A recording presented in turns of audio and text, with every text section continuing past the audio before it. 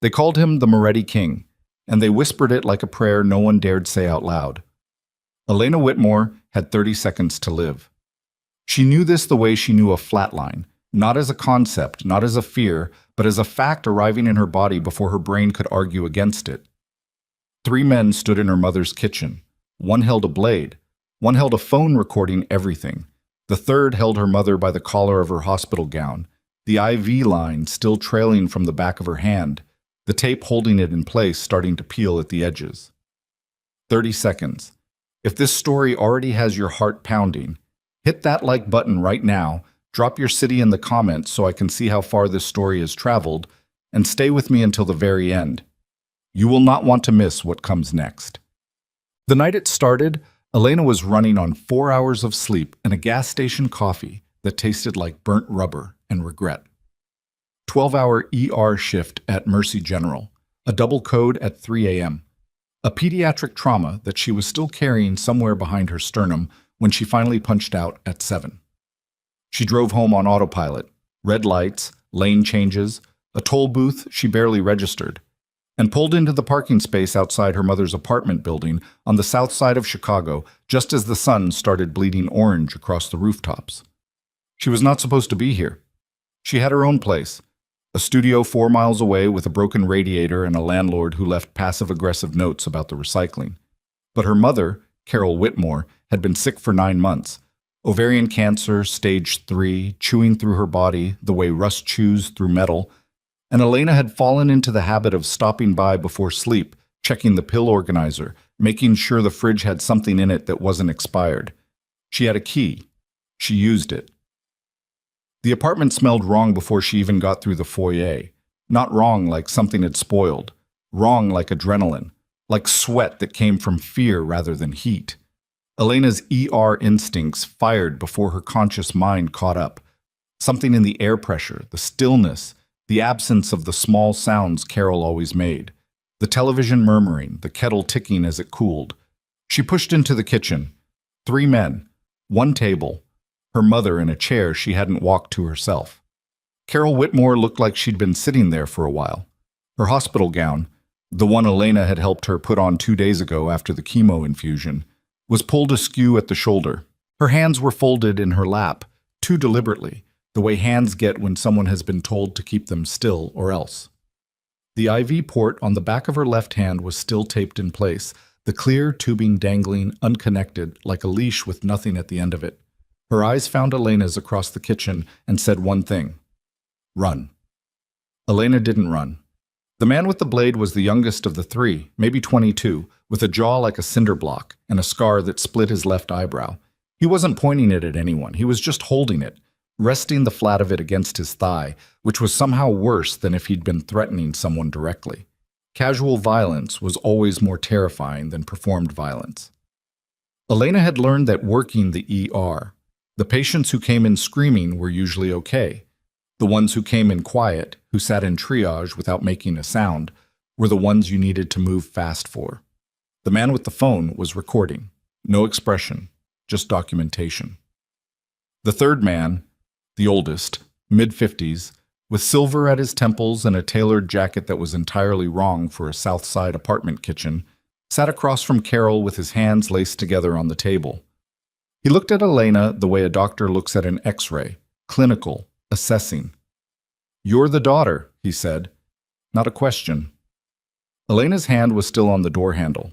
She calculated the distance between herself and her mother. 8 feet, maybe 9. The young man with the blade was between them, positioned at the counter, and she knew without testing it that he could close that distance faster than she could. "Whatever she owes you," Elena said, "I'll pay it." She didn't know how. She had $1,100 in checking and a credit card she'd already pushed past its limit covering Carol's co-pays. But she said it because it was the right thing to say. Buy time. Establish a negotiating position. Keep them talking. The man with the silver temples smiled. It didn't reach anything above his upper lip. "Your mother borrowed $420,000, he said, "over 18 months. Small installments at first, then larger ones. Then she stopped paying." He unfolded his hands and placed them flat on the table. We don't do renegotiation. We don't do payment plans. We do collection. For cancer treatment, Elena said. The words came out harder than she intended. She was paying for treatment because her insurance capped out. I'm aware of why she borrowed the money. His voice didn't change. I'm not her physician. I'm her creditor. The reason is irrelevant. Carol made a small sound. Not a word. Just a sound that meant she was trying to hold herself together and not quite managing. Elena looked at her mother. Really looked. The way she'd been avoiding doing for months, because looking too directly at Carol's face lately felt like staring into something she wasn't ready to name. Carol had lost weight she didn't have to lose. Her cheekbones pressed against her skin. Her eyes were the same dark brown they'd always been, but something behind them had gone thin, like a light source losing wattage. She was 56 years old and she looked 70. She had borrowed $420,000 from criminals to keep herself alive, and she had not told Elena. Not one word. 18 months of secrets, small installments, larger ones, and then the silence that comes when the numbers stop adding up and the fear takes over. Get away from her, Elena said. The young man with the blade tilted his head, curious, like she'd said something in a language he was still translating. Elena, her mother's voice, thin and careful. Don't. Mrs. Whitmore, the man with silver temples said, without looking away from Elena. Your daughter seems to misunderstand her position here. Perhaps you could explain it to her. She doesn't need to explain anything. Elena stepped fully into the kitchen, letting the door fall shut behind her. I'm a registered nurse. I have a professional license and a name in this city's medical system. If anything happens to either of us, there is a documented trail leading directly to this apartment at this time. It was a bluff, a partial one. She had texted nobody. Her phone was in her jacket pocket, and her jacket was on a hook by the door. The man with silver temples studied her for a moment.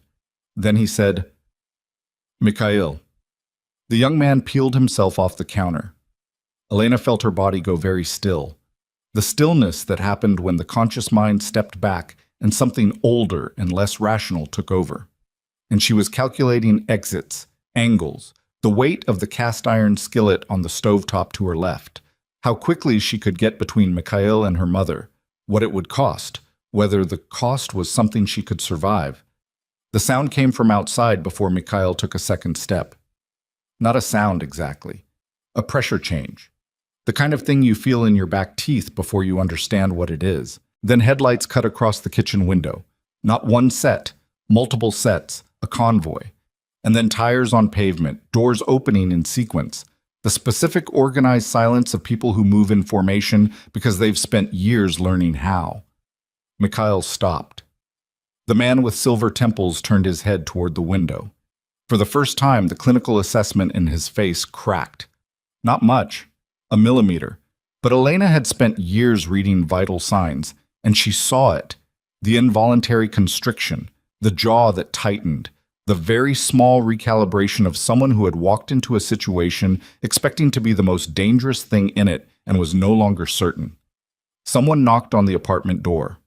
3 knocks. Measured, unhurried. Nobody moved. The knock came again. Open it, said a voice from the other side. The voice was quiet, not raised, not theatrical. It didn't need to be. It had the particular quality of a voice that had spent so long being obeyed that it had stopped needing to perform authority. It simply carried it the way a blade carries its edge without trying. Mikhail looked at Silver Temples. Silver Temples looked at the door. Elena opened it. The man on the other side was tall, not enormous, but built in a way that suggested everything unnecessary had been stripped away, and what remained was precisely calculated. Dark coat, charcoal gray, cut well. Dark eyes that moved across the kitchen in less than a second, cataloging everything without appearing to hurry. A jaw that looked like it had been carved from something that didn't give. Mid-30s, maybe, though the way he held himself put him outside the normal brackets for age. He looked like someone who had stopped counting years because the number had become irrelevant. He was not alone. 2 men flanked him in the hallway, and beyond them Elena could see the stairwell was no longer empty. He stepped into the kitchen. Silver Temples stood up from the table. Mr. Moretti. Sit down, Carver. Carver sat down. Lucian Moretti didn't look at Elena. Not yet. He walked to the center of the kitchen, stood with his hands at his sides, and looked at Carol Whitmore the way Elena herself looked at patients, taking inventory, deciding what was urgent, filing everything else for later. "You're the mother," he said. Carol's chin lifted slightly. Even now, even in a hospital gown with an IV port in her hand and 3 strangers in her kitchen, Carol Whitmore had a specific kind of stubbornness that decades of difficulty had only compressed rather than extinguished. "I'm the woman who owns this apartment," she said, "and none of you have been invited." Something moved at the corner of Moretti's mouth. Not a smile, the ghost of one. He turned to Carver. "What does she owe?" 420, round number. Carver paused. 450, including accrued. Zeroed, Lucian said. Silence. Carver's face did something complicated. "Mr. Moretti, the Belanov network doesn't... The Belanov network," Lucian said, "operates in this city at my sufferance. You have been reminded of this previously." He let that land. Then, "The debt is zeroed? The Whitmore account is closed. You'll confirm this to the network tonight, and you'll leave this apartment without touching anything on your way out." Mikhail was already moving. Something had happened to his posture. The casual readiness had gone out of him, replaced by something that wanted to be somewhere else very badly.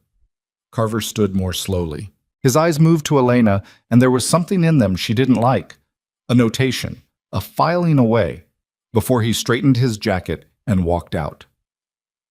Mikhail followed. The man with the phone followed last, and Elena had the specific crawling thought that whatever he'd recorded was now in a system somewhere and would not disappear just because the men had left the room. Then they were gone. Carol exhaled. It was a long exhale, the kind that had been held for longer than one evening. Elena crossed to her and checked the IV port automatically, running her fingers along the tape, looking at the entry site. "This is still usable," she said, her voice coming out clinical because clinical was the register she trusted. "We need to get it flushed. Do you have supplies?" "Elena," Carol caught her hand. "Baby. Don't." The word came out harder than she meant. She turned away, pressing her fingers to the bridge of her nose. 18 months, $420,000, not one word. She loved her mother with the particular, exhausting, bone-deep love of a person who had been raised alone by one parent and understood what that parent had sacrificed, which made the silence feel like an amputation. "I didn't want you to." "I know what you didn't want." She turned back. Her voice was steadier now. "We'll talk about it, just not yet." She became aware that Lucien Moretti was still in the kitchen. He was standing near the window, looking out at the street where his vehicles had pulled up. He'd given her mother and her a moment, which was either consideration or tactic or both, and she couldn't sort it yet. She crossed to him. "Why?" Elena said. He looked at her. Up close, his eyes were darker than she'd registered from across the room. Not soft, but not empty either. Something moved in them that she didn't have a name for yet. "The Belanov network has been operating in this district for 11 months without authorization," he said. "This was a necessary correction." "You didn't do this for correction." A pause. "No." "Then why?" He studied her for a moment with the thoroughness of someone reading a document. "Your father," he said, "was Robert Whitmore." Elena's chest did something irregular. "My father has been dead for 15 years. "I know." She waited. "We'll discuss it," Lucien said. "When you're ready to discuss it. Tonight you should get your mother settled. Tomorrow." He reached into his coat and produced a card. Not a business card with a title and phone number. Just a card with an address in clean, unadorned type. "Tomorrow, come to this address, 10 o'clock. "And if I don't?" He looked at her steadily. "Then Carver's network will rebuild the debt within 72 hours, because that's what they do. And your mother will receive a visit from people I won't have sanctioned and therefore won't be able to call off. That's not a threat." His voice carried the same unperformed quality as when she'd heard it through the door. It's an accurate description of how these organizations operate when a balance sheet is disputed. Elena took the card. You haven't told me what you want, she said. I'll tell you tomorrow, Lucian said. At 10 o'clock. He left. His men moved with him in that same organized silence, and within 45 seconds the hallway was empty and the apartment was just an apartment again, slightly too small and smelling of the lavender Carol used in her laundry, the refrigerator humming. Carol said, from the table, Elena. I know, Mom. He's not what people say I don't know what people say he is. Elena sat down across from her mother. She put the card on the table between them, face down. Start from the beginning, all of it, every amount, every date, every person you dealt with. I need to know what I'm walking into. Carol looked at the card, then at Elena. Her eyes were wet, and she didn't look away. You're going to go, Carol said. Not a question. I'm a nurse, Elena said. I go where the damage is. She turned the card over. The address was downtown, near the river. Outside, the morning had broken fully now, pale gray light spreading across the rooftops, the city grinding into its daily machinery of noise and motion, and people who didn't know that in a kitchen on the south side, the last 3 hours had rearranged the next year of Elena Whitmore's life. She stayed with her mother until Carol fell asleep, which took 2 hours and 3 cups of tea and most of Carol's energy. She watched her breathing. She always watched people's breathing. It was the first thing and the last thing, the only vital sign that told you everything. Carol's was shallow but even, and Elena watched it until she was sure. Then she went to the window. She turned the card over in her fingers. Robert Whitmore had been an accountant. That was what she had always been told. A mild, precise, careful man who loved crossword puzzles and terrible puns, and who had walked out one morning to go to work and never come home. And the official version was a car accident on Route 41, single vehicle, ice on the road. She had been 10 years old. She had never stopped wondering why the casket had been closed. She put the card in her jacket pocket and looked out at the city. Somewhere to the north, where the river bent and the high-rises caught the early light, was an address and a man who knew her father's name and had just erased $400,000 in debt without blinking. She already knew she was going to go. What she didn't know, what kept her standing at the window while her mother slept and the city woke around them, was what it was going to cost. The address on the card was a building that didn't announce itself. That was the first thing she noticed when she arrived the next morning at 9:58. No signage, no lobby directory. 40 stories of steel and glass in the financial district that looked from the outside like it could be anything, law firms, investment funds, the kind of money that didn't need to explain itself. The doorman saw her coming and opened the door before she reached it, which meant she'd been expected, which meant she'd been watched on the way in, which she'd half anticipated and still found unpleasant. The elevator opened directly into a penthouse floor where the walls were glass on 3 sides, and the city spread out below like a circuit board seen from altitude. A woman Elena's age met her, dark hair, precise posture, the kind of professional blankness that was itself a form of expression, and led her without a word through a hallway lined with nothing, no art, no decoration, just clean lines and controlled light, to a room that was almost entirely window. Lucian Moretti was standing at the glass. In daylight, in this space, he looked different than he had in her mother's kitchen. He looked exactly like what he was. She tried to hold on to the clinical detachment that had served her through the night, the same register she used for difficult conversations in the ER, and found it available but thin. "You came," he said, still not performing anything, just stating it. "You left me a specific and accurate description of the consequences of not coming," Elena said. He turned. The morning light from the east windows made shadows of his features. "Sit down." "I'd rather stand." "Suit yourself."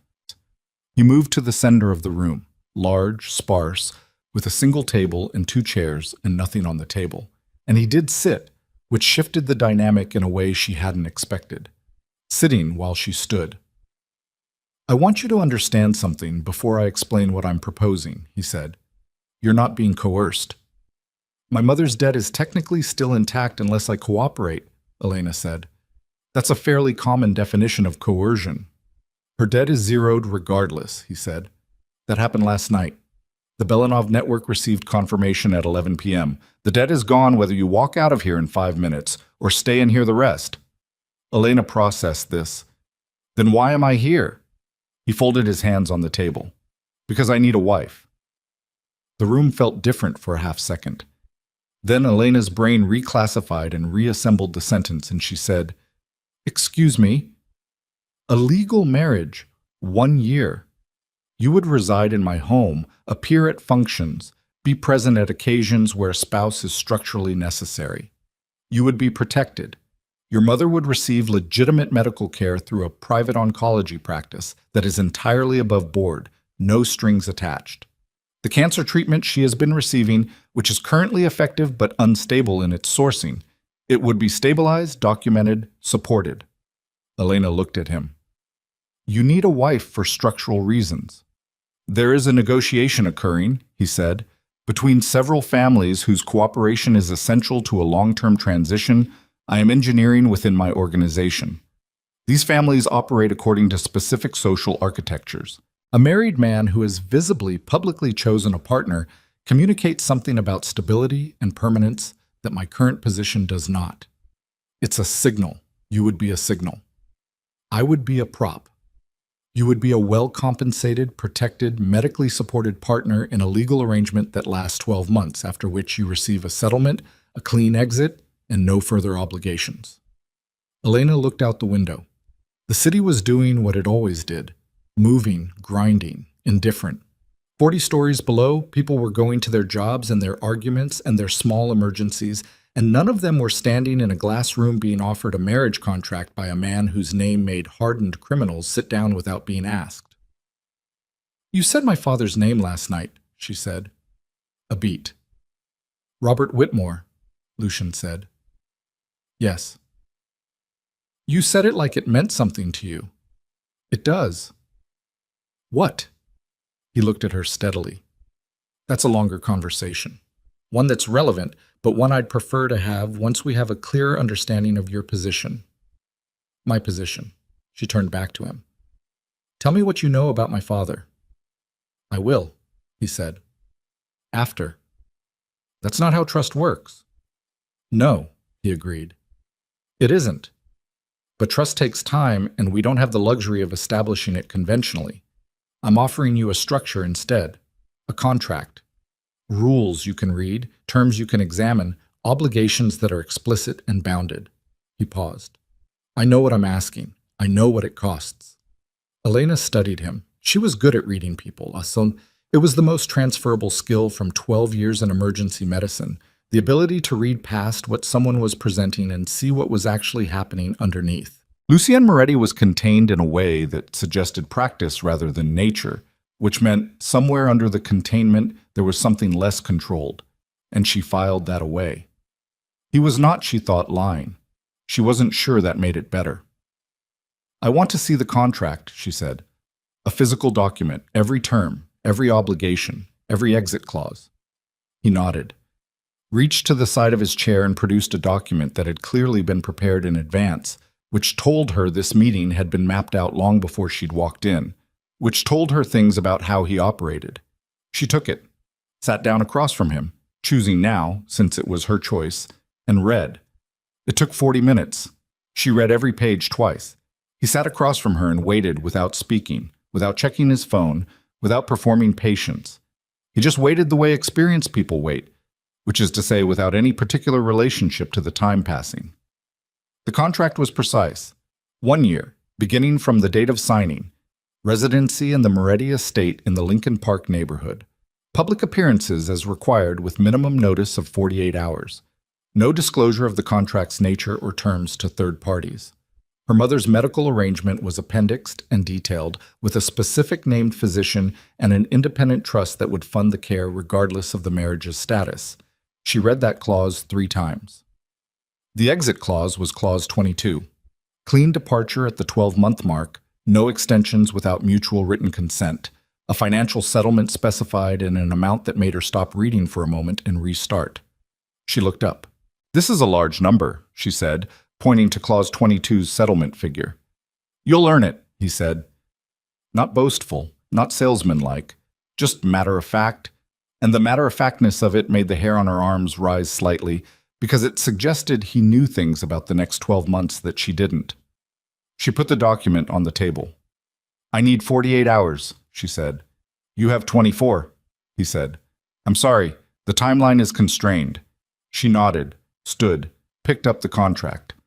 "The thing about my father," she said, "if I sign this, you tell me everything." "Yes," Lucien said. "Everything means everything. Not what you decide I need to know. Everything." He held her gaze. "Yes." She walked to the elevator.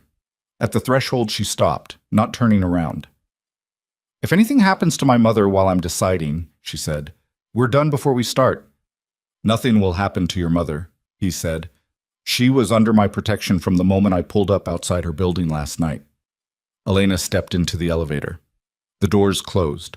She rode down 40 stories with the contract against her chest and the image of her mother's face in the kitchen and the question she'd been carrying for 15 years. Why the casket had been closed. Why a man who drove that road every day lost control on a dry Wednesday morning in October. Why her mother had never really answered when Elena asked. And somewhere in the space between the 40th floor and the lobby, she understood that she had already made the decision. She just hadn't signed the paper yet. 23 hours later, she did. She stood in the same room, in the same pale morning light, and she put her name on the line at the bottom of Clause 31 and handed the pen back across the table without saying anything, because there was nothing to say that the signature hadn't already said. Lucien signed below her. His handwriting was exact and compact, which surprised her. She'd expected something more expansive from a man who owned 40 floors of glass above the Chicago River. The woman with the precise posture collected the document. 2 copies, one for each of them. The original went somewhere Elena couldn't see. "You move in Saturday," Lucien said. "I know," Elena said. She'd read Clause 4. "I need to arrange care coverage for my mother." "It's arranged," he said. "There's a nurse, a legitimate home health service, credentialed, background checked. She starts tomorrow morning." Elena looked at him. "You arranged that before I signed." "I arranged it before you came here yesterday," he said, "in case you signed." "And if I hadn't signed?" "The nurse would still have started," he said. "The care arrangement is separate from the contract. I told you. The debt was zeroed regardless." She stood there for a moment with that. "You could have led with that," she said. "I know," he said. "You needed to feel the stakes." Elena felt a specific sharp anger at this, at being managed, at having the information withheld as a deliberate tactic. And she let herself feel it clearly because she wanted to know what she was dealing with. He was someone who controlled information, who shaped situations, who had mapped this meeting down to the emotional arc. She filed it. She would need to remember it. "Saturday," she said. "Saturday." She turned to go, and then she stopped again. And this time she turned back. "My father," she said. "You promised everything."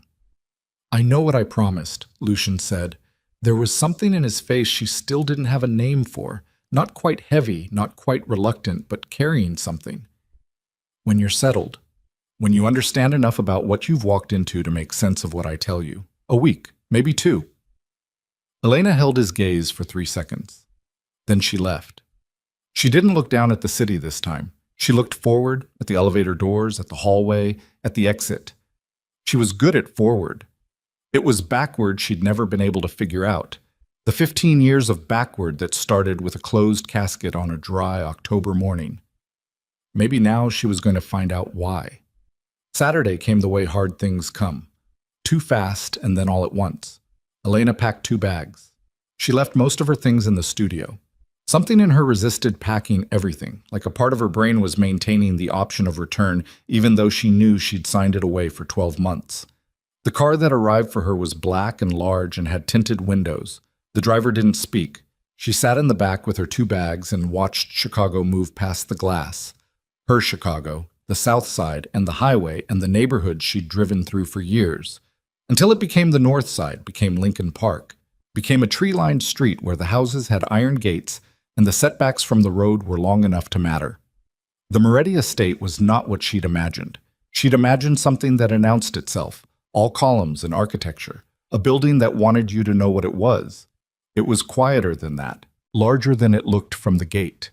Stone, not new, with windows that had the specific weight of old glass. Gardens that were still bare from winter, a front door that was heavy enough that you understood, when it opened, that it was built to be a barrier. A man opened the door, 60s, gray, with a face that had been weathered into dignity. He introduced himself as Renato. He carried one of her bags. He showed her to a room on the third floor that was larger than her entire studio and had a window that looked east over the gardens. "Mr. Moretti is not in the house tonight," Renato said. "He'll be back tomorrow morning. Dinner is at 7. You're welcome to take it in your room or in the dining room." "My room," Elena said. "Of course." He left. She sat on the edge of the bed. Enormous white linen, the kind of bed that would take some getting used to. And she looked at the room and she thought about her mother's face in the kitchen, and the IV port hanging loose, and the way Carver had looked at her when he left, the notation, the filing away. Her phone showed a text from Carol. "The nurse is very kind. The fridge is full. Stop worrying about me." Elena texted back, "Impossible. I'm a nurse. Worrying is the job." She sat for a while in the quiet. It was a different quiet from her studio, deeper, older, with more rooms behind it. A house quiet rather than an apartment quiet. Then she heard it, footsteps in the hallway. Not Renato's. She'd already memorized Renato's deliberate, even gait. These were faster, and voices, low, terse. 2 of them, maybe 3, somewhere down the hall. And she couldn't make out the words, but she could make out the register. Tense, pressured, the particular pitch of people who are dealing with something they hadn't anticipated. She moved to the door. Cracked it. Down the hall, 20 feet away, 2 men she hadn't seen before were talking. Dark clothes, not the suits Lucian's people wore. And between them, barely visible past their shoulders, a face. A man she recognized. Carver. Silver temples. Tailored jacket. Standing in Lucian Moretti's hallway on the first night of her residence, speaking to people who were dressed wrong and moving wrong and who did not look like they were there with authorization. Elena eased the door shut. Her heart was doing the thing it did in a trauma bay right before a situation degraded. Not racing, exactly, but sharpening, everything narrowing to the present moment. She looked at her phone. She looked at the door. She looked at the window, at the dark gardens below, at the gate and the street beyond it. She thought about Clause 22, the exit clause, the clean departure at the 12-month mark. Then she thought about what Carver had filed away when he looked at her in her mother's kitchen. And she understood, in the specific, cold water clarity that came from years of working emergencies, that the contract she'd signed was not going to be the most dangerous thing in this house. The most dangerous thing was whatever Carver was doing in this hallway on a night when Lucian wasn't home. And she was the only person who'd seen him. The man in the parking garage made his call at 6:51 in the morning and was gone before the first shift change cars started filling the lower levels. Elena didn't know about him. She was already on the expressway, one hand on the wheel, Noah asleep in the passenger seat with his head against the glass. And she was running the numbers the way she always ran numbers when something threatened the structure. What she knew, what she didn't know, what the gap between those 2 things was likely to cost her. What she knew. Dorian Viscari had been shot and brought to Mercy General. He had seen her. He had seen Noah. He had done the math and arrived at the right answer and said, "I know what I'm looking for," with the particular quiet certainty of a man who had spent 10 years building an empire on exactly that kind of certainty. What she didn't know, who had put the bullet in him, whether it was connected to what she knew from 10 years ago, whether the people who had handed her that manila envelope in a parking structure, people who had been inside the Viscari organization, high enough to know the timeline, high enough to know her name, were still there, still operational, still patient. The gap between those 2 things was the size of her son's entire life. She got Noah home, got him through the door, shoes off, back into bed with the specific boneless efficiency of a sleeping child who could be moved without fully waking. Pulled the blanket up. Stood in the doorway for a moment looking at him, his dark hair across the pillow, his hand curled near his face. Then she went to the kitchen, put the kettle on, and opened the cabinet above the refrigerator. Behind the cereal boxes and the spare batteries and the takeout menus she never looked at, there was a manila envelope. Not the original. The original had been burned 11 days after she'd left because she hadn't trusted herself to keep it and hadn't trusted anyone else to destroy it properly. But she'd spent the 3 weeks before she ran making copies of everything she could copy, photographing what she couldn't, writing down by hand what she couldn't photograph. Names, dates, amounts, the specific language of internal communications between 3 men who had sat at the table with Dorian Viscari for years and had decided, quietly, efficiently, that the table needed fewer people on it. She'd kept it because she'd thought 10 years ago that she might need it, that there might come a day when running wasn't enough. She'd thought about destroying it at least 40 times since then. Every time she moved, every time Noah asked about his father on his birthday, every time she looked at him and saw Dorian's eyes looking back at her, and felt the specific weight of a choice she could neither take back nor fully justify. She put the envelope on the kitchen table, poured her tea, sat down. She didn't open it. She knew what was inside. She was thinking about the man with the silver hair, Rafe, she'd heard one of the others call him, the name landing somewhere in her memory like a coin in deep water, and the way he'd looked at Noah, evaluating, precise, not hostile, something more careful than that. She was thinking about Dorian saying, "I've done it before, and I'll do it again." She was thinking about the 4 men in the waiting room and the one thing Patrice had said before she'd left. His people are being difficult. She thought, how many people know where I work? She thought, how many people knew where Dorian was going to be last night? She thought, the same answer. She drank her tea. Let the morning come in through the window above the sink, pale and colorless, the city outside waking up without any sense of what it owed her. Then she got up, put the envelope back where it lived, and went to change her clothes before Noah's alarm went off. She had a diner shift in 3 hours. Life didn't pause for revelation. Dorian was out of the trauma room by 9 a.m. They'd moved him to a private room on the 4th floor, which Rafe had arranged with the particular efficiency of a man who had learned that money converted most problems into logistics. The room was at the end of a corridor that had 2 entry points and 1 service exit. Rafe had a man at each one, not visibly. That would have drawn the wrong kind of attention, but present. The doctor came in at 9:15, explained the damage in clinical terms. The bullet had nicked the outer edge of the right lobe of the liver, missed anything critical by less than a centimeter, and if they'd been another 20 minutes getting him to the table, the math would have been different. He'd need 2 weeks of limited mobility. He'd need follow-up imaging.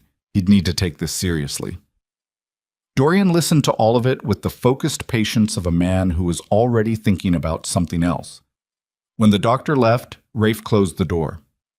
"Tell me," Dorian said.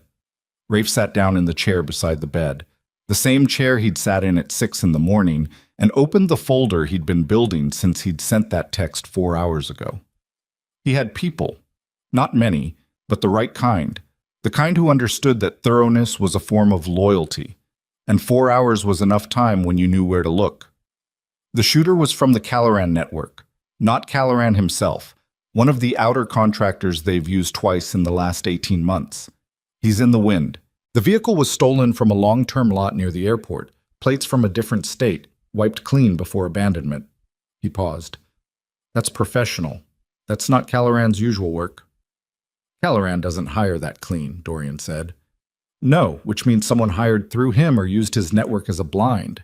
Someone who knew that if we traced it, we'd look at Caloran first and spend time there. Misdirection. Yes. Someone inside. Rafe didn't answer immediately, which was its own answer. Dorian looked at the window. Gray morning, the city laid out below in the particular mundane indifference of 8 million people who had nothing to do with any of this. How many people knew my route last night? The route was set 2 hours before departure. 4 people knew it. Myself, Marco, Devereaux, and Lena in dispatch. Marco's been with me 12 years. Yes. Devereaux? 8, and he was in the vehicle. He took a graze on the left shoulder. Rafe's voice was neutral. He's been treated. He's downstairs. Dorian was quiet. Lena. I'm looking. How long has she been in dispatch? 14 months. She was brought on by... Rafe stopped. By who? Rafe looked at him steadily. by Cassius Ferme. The name sat in the room like smoke. Cassius Ferme had been a senior figure in the Viscari organization for 15 years. He was 61 now, ran the financial operations from a waterfront office building that looked from the outside like an import consultancy, which it partly was. He was the kind of man who smiled at weddings and christenings and charity events and kept ledgers that would take a forensic accountant 2 years to fully unpick. He'd been at the table when Dorian's father died. He'd been at the table when Dorian took over. He had never, in 15 years, given Dorian a single clear reason to doubt him. Dorian had doubted him for 11 of those 15 years, with the specific instinct of a man who had learned to trust his own discomfort above his own evidence. He just hadn't acted on it because instinct without evidence was just noise, and noise was dangerous. "Pull everything on Ferme," he said, quietly. "Nothing that touches the main operation. Use Carver." "Carver's expensive." "I just had liver surgery. I'm past caring about expense." Rafe nodded, made a note. Then he looked at the folder in his hands and something shifted in his face. The smallest possible shift, but Dorian had been reading Rafe's face for 11 years. "What else?" Dorian said. "The intake clerk at the hospital." He said it carefully. "Elena Mercer. I pulled her history this morning." Dorian was very still. "And?" "She's been here for 6 years. Before that, Denton City for 2 years. Before that, Caswell for 18 months. Before that, she's harder to trace. A gap of about 8 months where the paper record is thin, then a reappearance in the system in a city she hadn't previously lived in with a slightly different professional history than what she had before." He paused. "The kind of gap that happens when someone is actively trying to not be found." "She was running." "Yes, from what I don't have yet. But the timeline—" Rafe looked at him. "She disappeared 10 years ago, Dorian. The gap starts 10 years ago." "The same time?" "Yes," Dorian breathed, carefully, because his side protested anything faster than careful. "She didn't run from me." "I don't know that yet." "I do." He said it flat, no room in it for debate. "She ran from something. She made sure I'd stop looking. Those are 2 different things." He looked at the ceiling. "Someone told her something, 10 years ago. Something about me, about what was coming. And she ran instead of coming to me." "Why would she not come to you?" "Because whatever she was told made coming to me the dangerous option." His jaw tightened. "Which means whoever told her presented it that way. Framed it so that the only safe move looked like disappearing." Rafe was quiet for a moment. "Cassius Ferme was operational 10 years ago." The sentence didn't need a response. Both of them let it sit in the room and do its work. Then Dorian said, "The boy." Rafe closed the folder. "Yes. He's mine." "I know." She raised him alone. 3 jobs. He'd processed the intake form from across the room, had read it upside down because he'd learned to read upside down at 22, a useful skill that had never stopped being useful. Emergency clerk, but before that a diner and a cleaning service at least. The hands. He stopped. She looked like someone who hadn't slept a full night in years. Rafe said nothing. There was nothing to say to that. "I want to know everything about her situation," Dorian said. "Not surveillance, not leverage. I want to know what she needs and whether there's a threat I'm not seeing yet. There may already be one. I know, the man in Bay C. Rafe had told him about the camera footage, the partial plate, the positioning, the phone call. He was there before the ambulance. He was waiting. For you? Or for her?" Dorian looked at him. "If someone inside my organization has been operational for 10 years, if the same people who tried to remove me then are the same people who tried last night, they know about Elena. They've known about her as long as I've been looking for her, which means they've been watching her too, waiting to see if she'd surface. And now she has, because I surfaced in her hospital." His voice went flat with something dark. "I brought this to her door. You didn't know? Doesn't matter." He pushed himself up slightly, winced, pressed through it. "Get me my phone." Rafe handed it to him without comment. Dorian looked at the screen, the missed call from that morning, the single initial. He pressed call back. It rang twice before a voice answered, low, unhurried, the voice of a man who'd been awake for hours and had decided not to be annoyed about it. You're alive. I'm alive. Are you clean? Reasonably. I need Carver's number. A pause. That's a particular escalation. Someone used the Caloran network as a blind and had my route 2 hours after it was set. You do the math. Another pause, longer. Then, I'll send it? Dorian, don't. I'm going to anyway. Be careful with the woman. The line went dead. Dorian looked at the phone for a moment, then he put it face down on the bedsheet and looked at the door. He thought about a 9-year-old boy with his own gray eyes holding a stack of washcloths and explaining capillary pressure to a man twice his height. He thought about Elena's hands on the intake desk, the way she'd looked down at the form before he could see her face, the particular discipline of that, the practiced nature of it, the way it had the quality of something done so many times it had become reflex. 10 years of that, 10 years of looking down. He thought, never again. Elena got Noah to school 11 minutes before the bell, which counted as a success by the metrics of that morning. He went in without a fuss, which she was grateful for, because she hadn't had the conversation with him yet, and she wasn't sure she had the language for it yet. He was perceptive enough to know that. He was perceptive enough to have not pushed since the car. At the school gate, he turned back once, just looked at her with those gray eyes, steady and clear. "We'll talk later," he said. "Later," she agreed. He nodded and went in. She sat in the car for 2 minutes. Then she drove to the diner. The breakfast rush had already peaked by the time she got there, and the place was in its mid-morning lull. A few booths occupied, the smell of coffee and bacon grease, Terrence behind the counter doing his slow, methodical pre-noon prep that he did every day and that no one had ever managed to rush. He looked up when she came through the back. "You look like you drove through a wall," he said. "Long shift." "Longer than usual?" "Terrence." Right. He went back to his prep. "Booth 4 needs a refill, and the guy in booth 7 has been here since 8 and ordered 1 coffee, and I think he might be waiting for someone." She tied her apron, grabbed the coffee pot, and went out to the floor. The man in booth 7 was not waiting for someone. He was reading a newspaper, actual paper, which was already unusual, and he had a cup of coffee that was barely touched. He was in his mid-40s, she estimated, lean in the specific way that came from something other than exercise, and he was wearing a jacket that was slightly too warm for the weather. She refilled his cup. He didn't look up from the paper. She moved to booth 4, then booth 2, then back behind the counter. Did it again. The diner worked in its regular rhythms, and she moved inside them by muscle memory, the way she'd learned to move inside every job, conserving energy, staying present enough to do it well without burning anything she needed for later. At 11:45, the man in booth 7 folded his newspaper. He looked at her. "Ms. Mercer." She set the coffee pot down on the counter slowly. "You have the wrong person." "No," he said pleasantly. "I really don't. Could you sit down for a moment?" "I'm working." "I know. I'll be brief."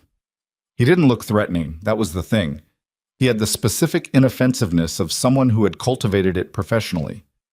"I represent a party who has an interest in your well-being, and who wanted me to convey that last night's situation at Mercy General has created a complication they hadn't anticipated." She looked at him. "Who do you work for?" "That's the part I'm not authorized to share. What I can share is that the complication is being managed and that your current routine presents certain exposure points that should be addressed." "I don't know what you're talking about." "You do," he said. Simply, not unkindly. "You've known for 10 years. You've been careful for 10 years. Last night something changed, and the people I represent want you to know they're aware of that change." He reached into his jacket pocket and set a business card on the table, plain white, a phone number, and nothing else. "If you need anything, if you feel unsafe, call that number." He left a 20 on the table and walked out. Elena stood behind the counter for a long moment. Then she went to booth 7, picked up the 20, and took the business card to the back. She turned it over, nothing on the reverse. She took out her phone and typed a text to a number she hadn't used in 4 years. Someone just made contact. Middle-aged male, newspaper, booth approach, clean method. "Who's running cleanup on the east side right now?" She stared at the text for a moment, then she deleted it without sending, because the person on the other end of that number was someone she'd trusted once, and the world had shifted enough overnight that trust was a thing she needed to be careful with. She tucked the card into her apron pocket and went back to work. At 2 in the afternoon, she got a text from a number she didn't recognize. Noah's school lets out at 3:15. I have 2 people 30 seconds from the gate. Not a threat, an offer. D. She read it 3 times. Her thumb hovered over the screen. She typed, "How did you get this number?" The response came in 4 seconds. "Same way I found you the first time, 11 years ago. You gave it to a hospital intake system at 9:58 last night. I had Rafe pull the employee records at 6:45 this morning. You should probably change it." She stared at the screen. In spite of everything, in spite of the diner apron and the exhaustion and the fear she'd been managing with both hands all day, something involuntary happened at the edge of her mouth. Not quite a smile. The memory of one. She typed, "Tell your people to stay visible. If Noah sees someone lurking, he'll try to talk to them." A pause. Then, "Noted. He gets that from his mother." She put the phone in her apron pocket. Went back to the floor. At 2:58, her phone buzzed again. Same number. "We need to talk tonight. I found something in the financial records. Something that changes what you know about why you left." She stopped in the middle of the diner floor, the coffee pot in her hand, a customer 3 feet away waiting for his refill. She poured the coffee. She said the right things. She moved through the next 17 minutes of her shift on autopilot, the text sitting in her chest like something with weight to it, something that changes what you know about why you left.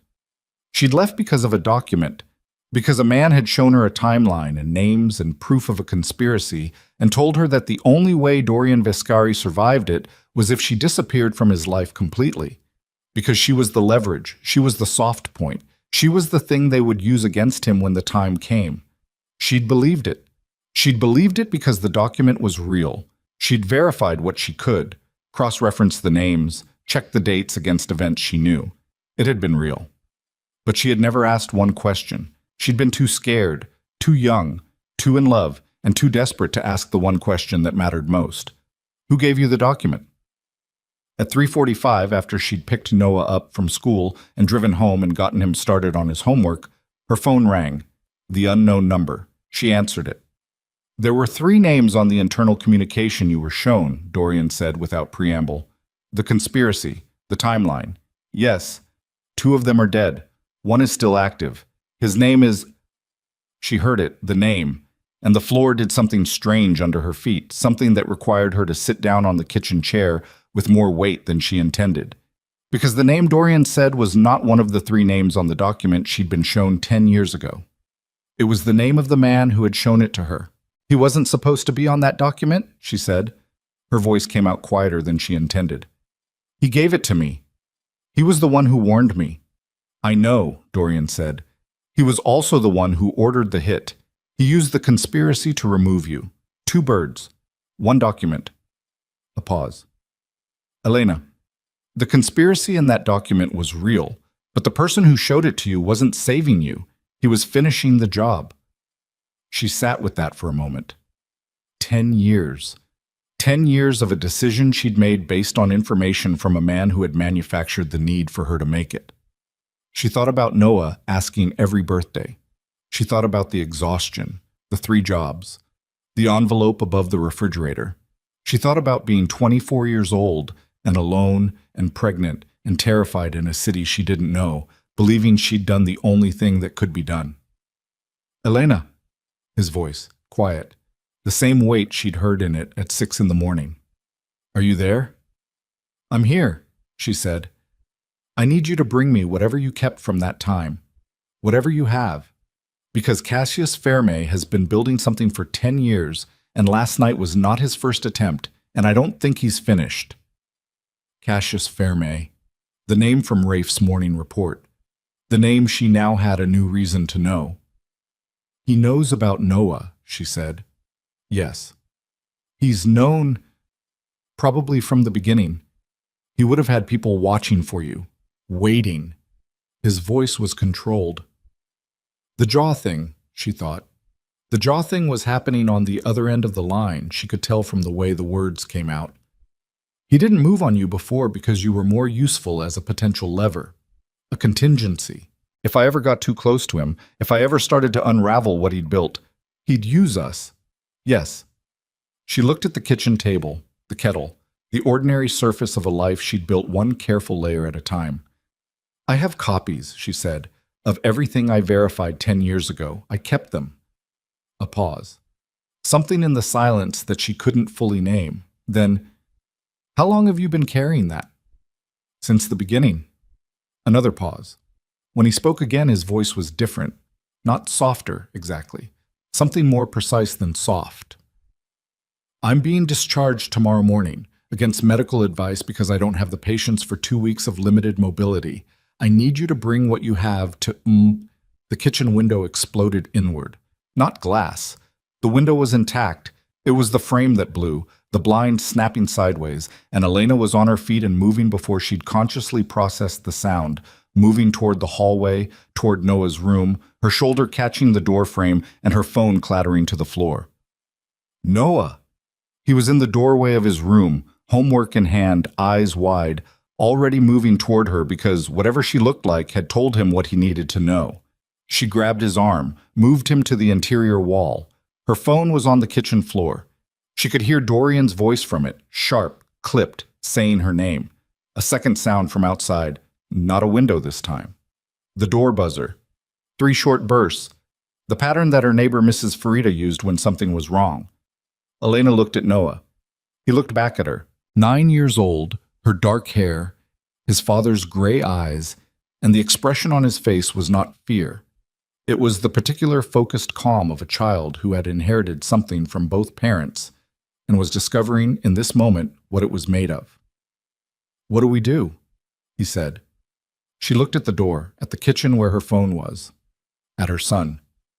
She thought, there is no version of this where we stay in this apartment. She thought, the envelope above the refrigerator. She crossed to the kitchen in 4 steps, picked up her phone. I'm here, we have a problem. Grabbed the envelope from the cabinet, Noah's coat from the hook by the door, and looked through the peephole. Mrs. Farida was in the hallway, and behind her, visible at the far end of the corridor near the stairwell door, 2 men she had never seen before were moving fast. On the phone, Dorian said, Black SUV, side exit. Rafe is 60 seconds out. You already had people here. Yes. You didn't tell me. I knew you'd tell me not to. She grabbed Noah's hand. Side exit, she said to him. Fast. They went. And behind them, the 2 men in the corridor reached the apartment door and found it open and empty, the kitchen light still on, a child's homework spread across the table, a phone charger still plugged into the wall, all the ordinary evidence of a life that had just, in the space of 60 seconds, run out of time to stay ordinary. The side exit door hit the outer wall, and the cold came in fast, the kind of wet November cold that found the gaps in everything, and Elena had Noah's wrist and was moving before the door finished swinging. The alley behind the building ran between 2 brick walls to a cross street 40 feet out. A black SUV sat at the alley's mouth, engine running, and Rafe was already out of the passenger side, moving toward them with the compressed efficiency of a man who had rehearsed this kind of extraction enough times that it had no wasted motion in it. Vehicle, he said, gesturing without breaking stride. Elena pulled Noah closer. Who else is in the car? 2 of mine, both clean. You said that like it should mean something to me. It means they're not Fermes. He looked at her steadily. We have approximately 90 seconds before the men in your building reach the street-facing exits and call in a position. Get in the car. Noah looked up at Rafe, then at his mother. He's the man from the hospital, he said, the one who was watching you leave. Rafe looked down at the boy with an expression that was as close to startled as Elena suspected his face ever got. Get in, Elena said. They got in. The SUV moved before the door was fully closed, smooth and fast, turning away from the building's front face and threading through the back streets with the specific route logic of someone who had mapped this neighborhood in advance. Elena watched the mirrors. Noah sat beside her and did not speak, which she was grateful for because she needed the silence to think, and she could feel him exercising the particular restraint that he exercised when he understood the situation was serious. Her phone was in her hand. Dorian's number still on the screen. She typed, "We're in the car. Where are we going?" The response came immediately. The Aldrin property, 40 minutes north. Rafe has the address. Who else knows about the Aldrin property? A pause, longer than his previous responses. Then, 3 people, all pre-ferme, all. She put the phone in her coat pocket and looked out the window at the city moving past. The ordinary afternoon of it, people on sidewalks and kids outside a convenience store and a woman walking a dog in a yellow raincoat. And she thought about the envelope in her lap, the copies of documents she'd verified 10 years ago, the names she'd memorized and the dates she'd matched against public records, and the wire transfers she'd traced as far as she could trace them, with the resources available to a 24-year-old woman who'd been running on terror and love, and the specific clarity that came from knowing that the wrong move would get someone killed. She looked at the envelope. She thought about what Dorian had said on the phone before the window frame blew. The person who showed it to you wasn't saving you. He was finishing the job. She'd spent the 40-minute drive not opening the envelope. She'd spent it watching the city give way to highway, and the highway give way to a suburban stretch that thinned gradually into something greener and less crowded. And she'd watched Noah look out his window with the systematic attention he paid to new environments, cataloging them, filing them. At some point, he'd put his hand over hers on the seat between them. Just set it there, warm and certain, not squeezing, just present. She'd turned her hand over and held his. The Aldrin property was a house set back from a private road behind a tree line, built in the kind of older style that suggested money that didn't need to announce itself. Not a compound, no visible fortification, no gates that looked like gates, but the placement was deliberate, the approaches limited. And when the SUV pulled around to the side entrance, Elena counted 3 additional vehicles already there, parked in the loose discipline of people who'd arrived quickly but not panicked. Dorian was standing on the side steps. He was dressed in dark clothes, his right arm slightly held away from his body at the angle of someone compensating for a wound, and he had the look of a man who had discharged himself from a hospital bed through sheer argumentative force. He looked at the car. He looked at the window where Noah was visible, his face against the glass, looking back. Something happened on Dorian's face that Elena couldn't name and didn't try to. She got out first. Noah followed. Dorian came down the steps at the careful pace his side required. He stopped 3 feet from them and looked at Noah with the same expression he'd had in the trauma room. Not soft exactly, but its opposite of soft wasn't hard. It was something else, unguarded. Like a man who'd had every defense in place for 10 years and had just discovered that one particular thing simply walked through all of them. Noah looked at him. "Your wound is pulling," he said, "the way you're holding your arm." "I know." "You should be in the hospital." "Probably." "Why aren't you?" "Because someone tried to use my being in the hospital against someone I care about." Noah processed this. His eyes moved to his mother and back. "Okay," he said, with the calm of a child who had filed this information and reached a conclusion. Then, "You're my father." It wasn't a question. It had the weight of something he'd been carrying for a while and had finally decided to set down in the right place. Dorian looked at him for a long moment. "Yes." "Okay," Noah said again, and then, because he was 9 years old and had been processing this since a hospital waiting room at 6 in the morning, he said, "Can I go inside? I didn't finish my homework." Elena made a sound that was almost a laugh. Almost. Rafe, behind her, made no sound at all, but she felt him exercise the effort. "Inside," Elena said. "Stay with—" She looked at Rafe. "Rafe," Noah supplied, because he'd already filed that name too. "Stay with Rafe, don't touch anything." "I won't touch anything important," Noah said, which was a distinction she recognized and didn't have the energy to argue. He went up the steps and inside, and she heard him ask Rafe something about the house's construction date before the door closed. She stood in the cold with Dorian. "He's extraordinary," Dorian said. "He's 9. "Those aren't mutually exclusive." She looked at him, the wound, the careful posture, the face that was 10 years harder than the one she'd known. "You shouldn't be standing out here." "I know. Walk with me anyway. I need to show you something." They went inside through a side hallway into what was clearly being used as a working room, a table covered in printed documents, a laptop, 2 phones, a whiteboard on wheels with a diagram she couldn't fully parse from the doorway. A man she didn't know was working at the laptop. He looked up when they came in, registered Elena, and looked at Dorian. "Give us the room," Dorian said. The man left. Dorian moved to the table, picked up a folder and held it out to her. "Carver pulled this in 6 hours, which is what I pay Carver for." She took the folder. The first page was a wire transfer record, large numbers, multiple currencies, moving through a series of holding companies that she recognized the structure of. She'd seen this kind of thing in the documents she'd copied 10 years ago, the same layering, the same intermediate stops. She turned the page. The second page was a communication transcript. Internal. Time-stamped 11 years ago. She read it. She read it twice. "This is from before I left," she said. "Yes."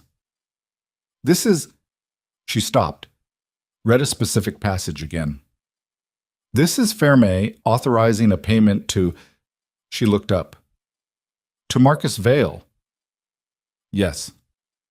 Marcus Vale, the man who had shown her the envelope 10 years ago in a parking structure and told her that Dorian Viscari was going to be killed by his own people, and that she was the leverage they'd use to manage him, and that the only way any of them survived was if she disappeared. The man whose warning she had believed completely because he had given her 37 pages of verified documentation and the name of the bank account and the timeline down to the week. Marcus Vale, whose name was not on the document she'd been shown, whose name she had never considered because he'd been the one standing across from her holding the proof. "He was Ferme's," she said.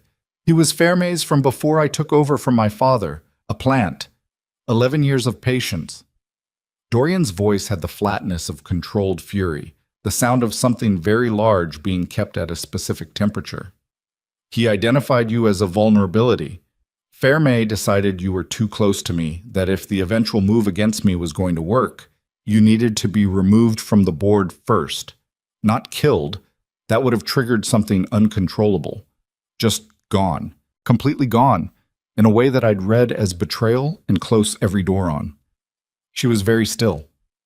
"The conspiracy he showed you was real," Dorian said. "Those 3 men were actually planning to move against me. Vale didn't fabricate it. He found it and used it, told you the truth about the threat and lied about the solution, made you believe that running was the only option, that coming to me would get us both killed." He paused. "The 3 men in the conspiracy were dealt with internally, 18 months after you left. Ferme had them removed. Not to protect me, to eliminate the competition.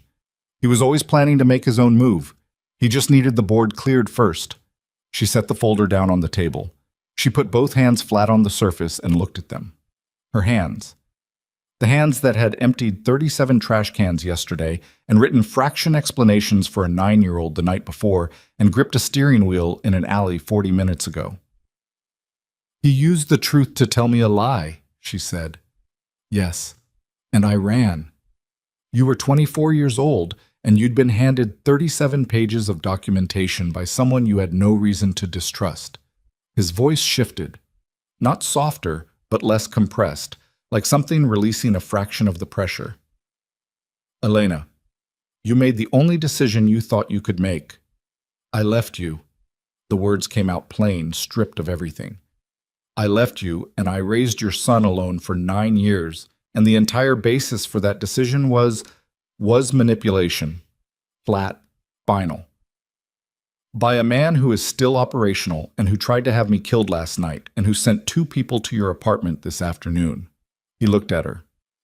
"The guilt is yours to work through however you need to. Later. Right now I need what's in that envelope." She looked at it. The envelope she'd carried for 10 years. The copies, the photographs, the handwritten notes in her own 24-year-old handwriting, the names and dates and amounts she'd spent 3 weeks compiling before she ran.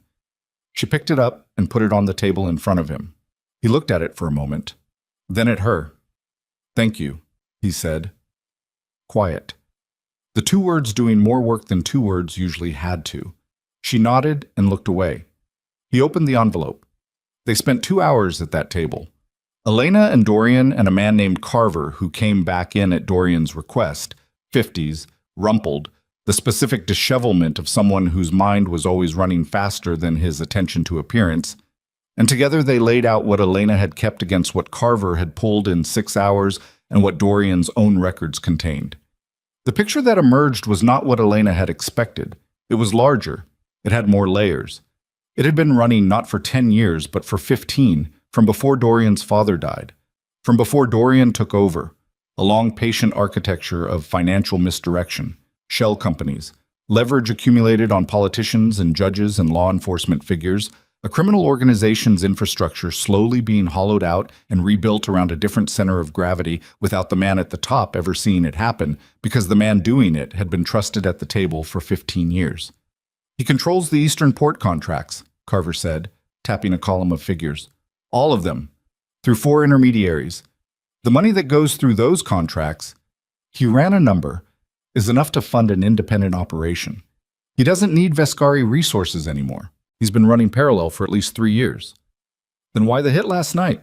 Rafe said from the doorway. He'd come back in after settling Noah, who had apparently finished his homework and moved on to interrogating the house's bookshelves. Because I was getting close, Dorian said. He tapped one of Elena's documents, a wire transfer record she'd copied from a financial file she'd photographed in a parking structure 10 years ago.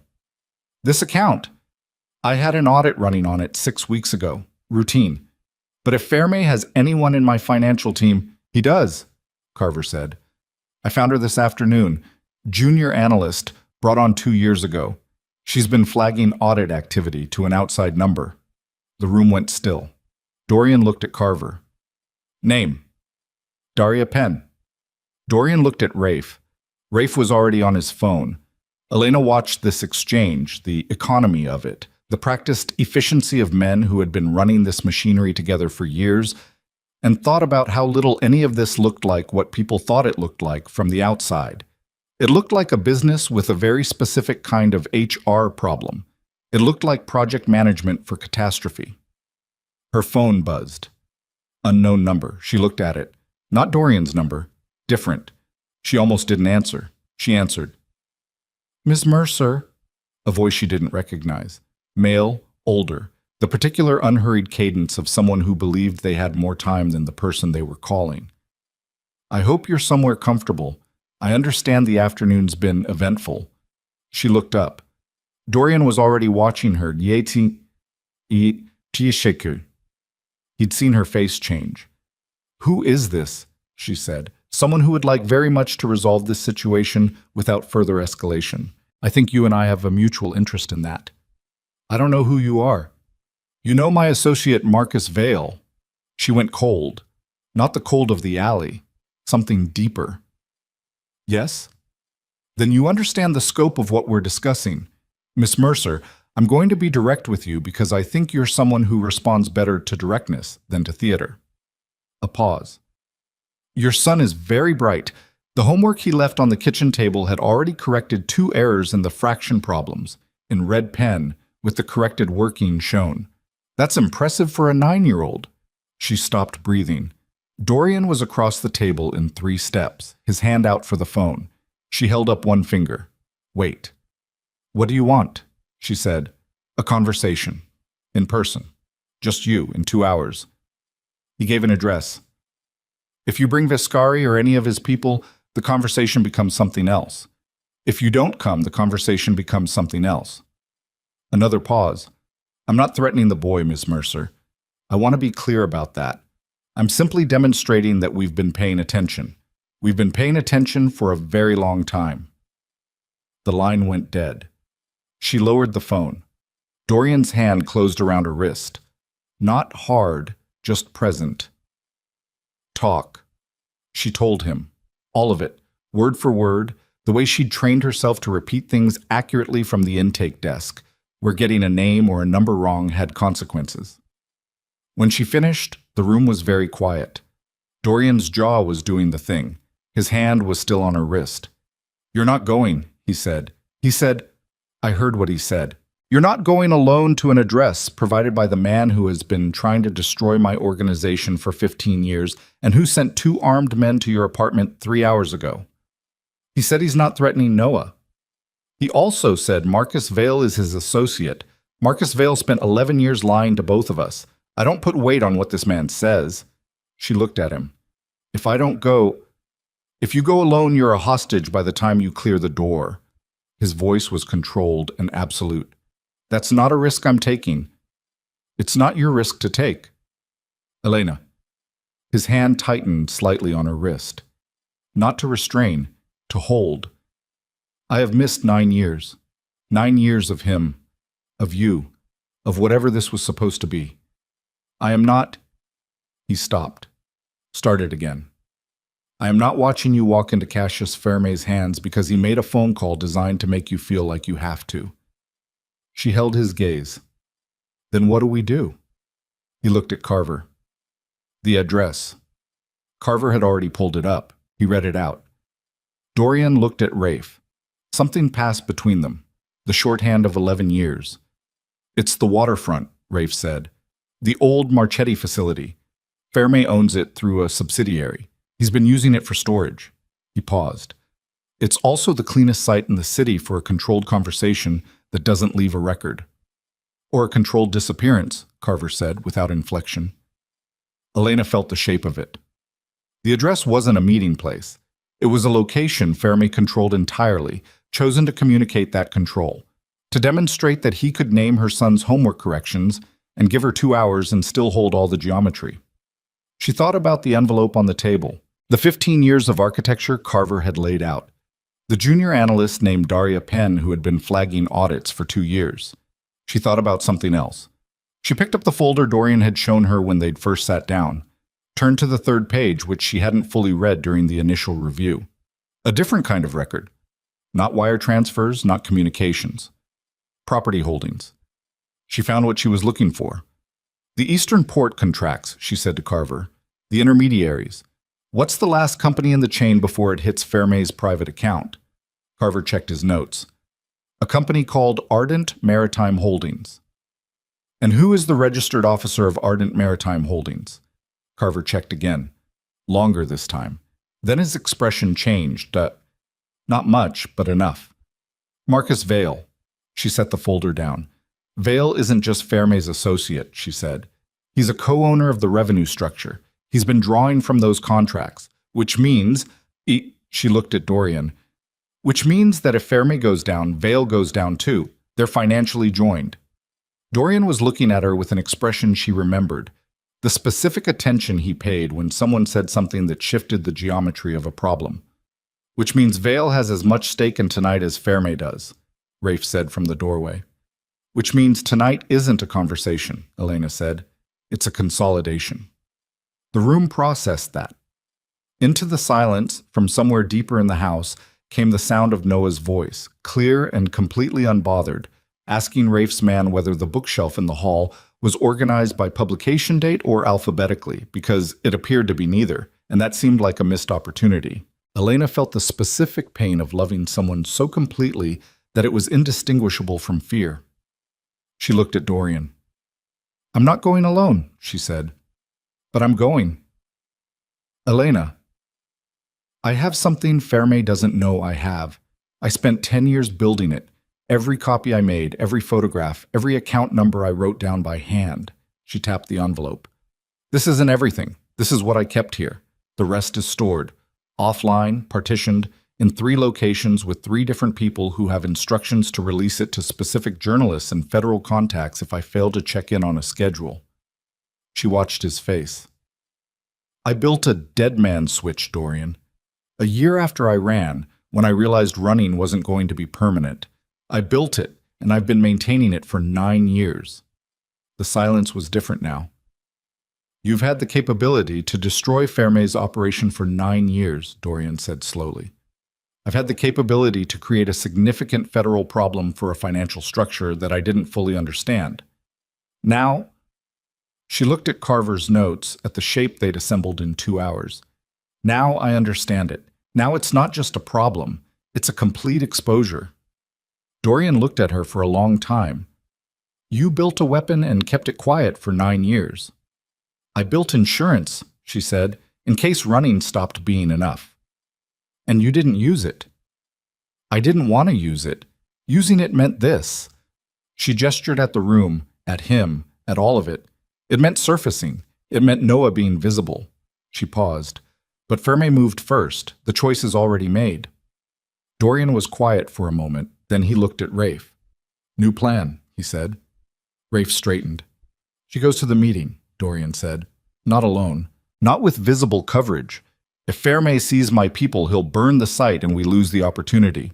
She goes in wired, with Carver monitoring the feed, and with enough on her to demonstrate to Ferme that the dead man's switch is real and active.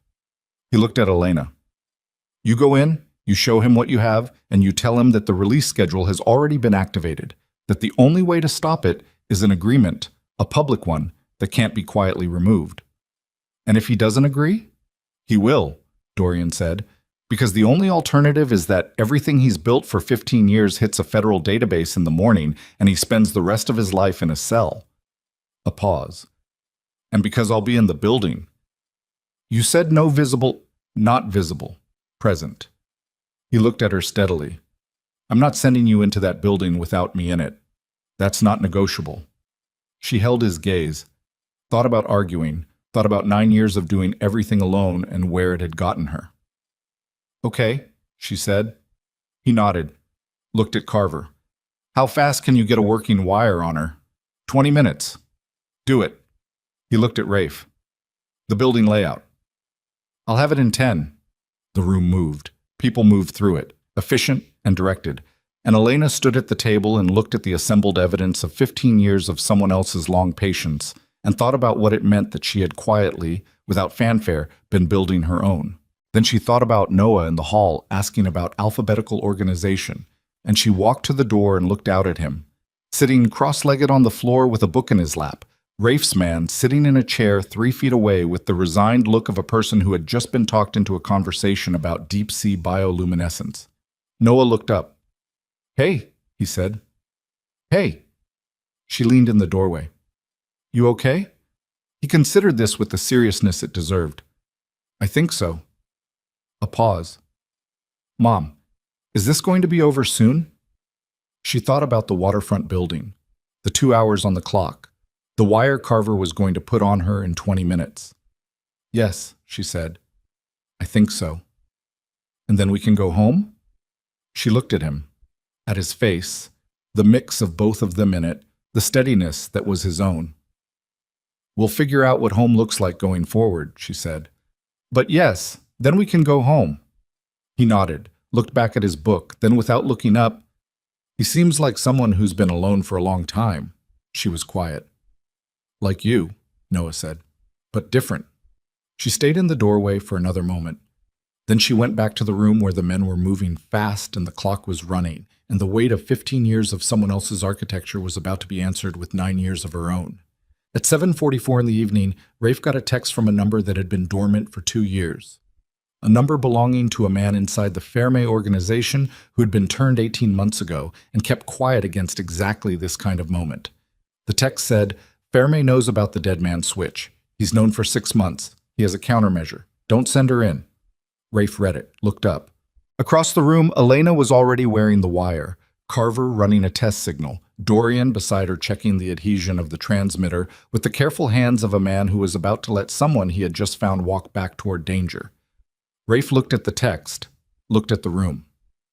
If he showed Dorian the text, the plan stopped. Dorian would not let her go into a building where Ferme held a countermeasure to the only leverage they had. The meeting would be abandoned, and Ferme would know they'd lost their nerve and the window would close, and Ferme would use the next 6 hours to disappear everything and everyone into arrangements that would take years to untangle. If he didn't show him the text, Elena walked into a building where the one thing protecting her had already been neutralized. Rafe stood in the doorway of the working room with the phone in his hand and made the decision that he would spend a long time afterward either justifying or carrying, depending on how the next 2 hours went. He put the phone in his pocket. Wire's good, Carver said. Signal's clean. Elena looked up, met Rafe's eyes across the room. He held her gaze for exactly 1 second. Something moved through his face. Just a flicker, just the smallest possible shift. And she filed it without knowing yet what she'd filed, the way you registered a wrong note in a familiar piece of music before you'd consciously identified which note was wrong. Let's go, Dorian said. They went. The waterfront smelled like rust and brine, and the particular cold that came off open water in November, the kind that got into your clothes and stayed there. Elena walked the last 100 meters alone. That had been the agreement. Dorian's vehicle stopped at the perimeter of the lot, invisible from the facility's main entrance, and she covered the rest on foot. She could feel the wire against her ribs, the transmitter Carver had taped above her left hip, thin as a bandage, and she walked with the deliberate pace of someone who had decided not to show the fear. Not because the fear wasn't real, but because showing it cost something she needed to keep. Behind her in the dark, Dorian watched her go. He'd said nothing when she'd opened the car door. He'd looked at her for a second, the particular look of a man who had too many things to say and had calculated that none of them fit inside the available time. And then he'd put his hand against the side of her face, briefly, the way you touch something you were afraid of losing before you let it out of reach. She'd covered his hand with hers for 1 second. Then she'd gotten out of the car. The Marchetti facility was a warehouse complex that had processed shipping containers in a previous life, and it wore its decommission badly. The main structure was intact, but everything decorative had been stripped away, the exterior lighting reduced to 2 working floods above the entrance that turned the concrete pale orange and made the shadows behind them absolute. The dockside was open to the water, chain-link fencing with enough gaps in it to suggest it was more symbolic than functional. A man at the door. One visible one. Large, jacket too heavy for the temperature, which meant he was armed underneath it.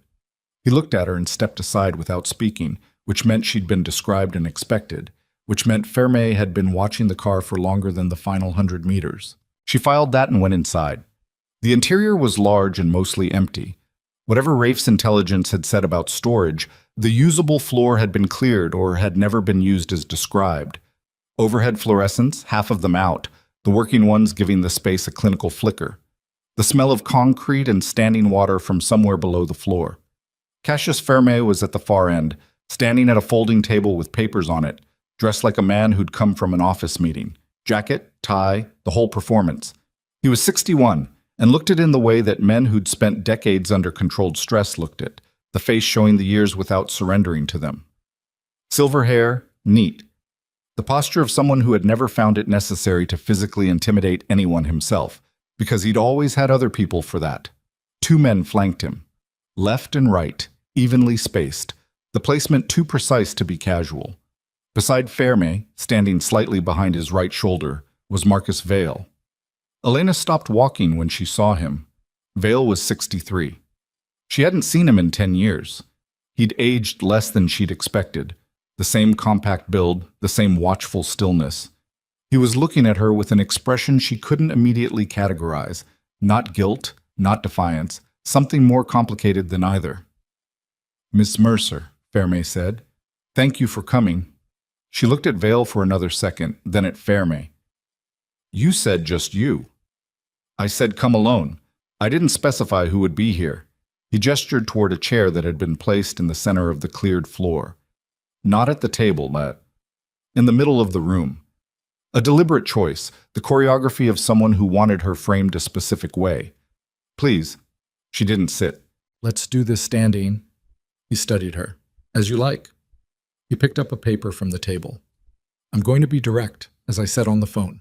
You've spent the evening with Dorian Viscari and his people compiling what I assume is a substantial case from the documents you've been carrying for 10 years combined with whatever his analysts pulled today."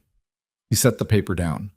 "And you believe that case, combined with the release mechanism you've built, gives you leverage over this situation, doesn't it?" "It did," he said. 6 months ago, when I became aware of the release mechanism's structure, I began building a counter-architecture. The journalists you've seated, the federal contacts, the 3 people holding partitioned copies." He picked up a different paper. "I've spent 6 months quietly placing material with each of those parties that contextualizes your information in a way that makes it look like fabrication. Manufacturing context is considerably easier than manufacturing evidence. You only need to create enough doubt." He looked at her. "If your mechanism triggers tonight, the release will be met by a pre-existing counter-narrative that your federal contacts have already partially accepted. I've seen to it." The room was very quiet. She felt the shape of it, the 6 months of work against 9 years of hers. The specific patience of a man who had spent 15 years building something and was not going to let one woman's insurance policy dismantle it. She thought about what Rafe's face had done in the doorway. She thought, he knew. "So you're telling me I have nothing," she said. "I'm telling you that what you have is considerably less than you think, which is why I wanted this conversation. Because what I'm offering," he clasped his hands in front of him, the gesture of a man presenting a business proposal, "is simple. You take your son and you go. Somewhere new. Comfortable. I'll arrange resources, the kind that make the three-job life unnecessary. You go and you stay gone, and the mechanism you've built is dismantled properly, so it can't be triggered by accident, and this is finished. And Dorian, Viscari will be managed separately. That's not your concern." The word managed in the specific tone he used, it landed exactly the way he intended it to. She let it land. Let him watch her face register what he meant and react to it, because she needed him to believe she was assessing his offer seriously. She said, "You've had this countermeasure for 6 months, and you still tried to have him killed last night. The countermeasure addresses your leverage. His continued operation addresses a different problem." He looked at her without apology. "These are separate matters. And my son, you said you weren't threatening him." "I'm not. I'm describing a transaction in which he benefits significantly." He paused. "He's 9 years old and extremely intelligent. What I'm offering him is a future without this." Another gesture, sir. The room, the facility, all of it. A clean start, funded appropriately. She looked at him for a long moment. Then she looked at Marcus Vale. "You told me," she said to Vale directly for the first time. "You stood in a parking structure and you told me that the only way to save his life was to make him believe I'd chosen to leave. You gave me 37 pages of documentation. I verified 22 of them independently." Vale looked at her. Something moved in his face. Not guilt, she'd decided by now, but something adjacent. The expression of a man who had made a calculation a long time ago and had been living inside the results of it ever since. The documentation was accurate. The documentation was accurate, and the conclusion you drew from it was a lie. The conclusion I drew from it was the operationally correct one given the objective. His voice was even, uninflected. You were a vulnerability. Removing you removed the vulnerability. The method I used caused less damage than the alternatives. "Less damage," she said. "Yes. You cost me 10 years. You cost him 9 years of his son's life. You cost Noah his father for the first 9 years of his life." Her voice didn't rise. She kept it level with both hands, the way she'd kept everything level for 10 years, and she looked at Marcus Vale and said quietly, "That's what you call less damage." Vale said nothing. Fairmay said, "Miss Mercer, the offer." In her earpiece, so small it was invisible, Carver's work, she heard a single click, the signal they'd agreed on. 1 click meant the wire was transmitting clearly. 2 clicks would mean abort. 3 clicks would mean Dorian was in the building. She'd heard 1 click when she'd come through the door. She heard 3 now. She kept her face completely neutral. "I need a minute," she said to Fairmay. "Of course." She turned away from him, facing the dockside wall, the open chain-link gaps, the black water beyond them, and pressed 2 fingers to her jaw, the gesture of someone thinking, which also happened to be the gesture she and Carver had agreed on to indicate she needed 30 seconds of live communication. Carver's voice in her ear barely above silence. "Counter-narrative is real. We've confirmed 2 of the 3 federal contacts have received material. But Dorian found something in your envelope. Page 11, bottom account number. It's not in the counter-narrative because Fairmay didn't know it existed. Dorian says use it." She thought about page 11. She'd photographed a financial document 10 years ago. A handwritten ledger page, not a printed record, the kind of thing that existed in exactly 1 copy because it had been written by hand precisely to avoid digital trails. She'd photographed it without fully understanding what she was looking at because she'd been photographing everything she could reach. She'd included it in the envelope because it was there. She hadn't given it particular weight. She thought about what a handwritten ledger page meant compared to a printed record. It meant no digital original. It meant no counter-narrative could address it because Fairmay hadn't known it was in her possession. It meant the one piece of evidence that had survived outside his awareness for 10 years was on page 11 of what she'd put on that table 4 hours ago. She turned back around. Page 11 of what I handed your people tonight, she said to Ferme.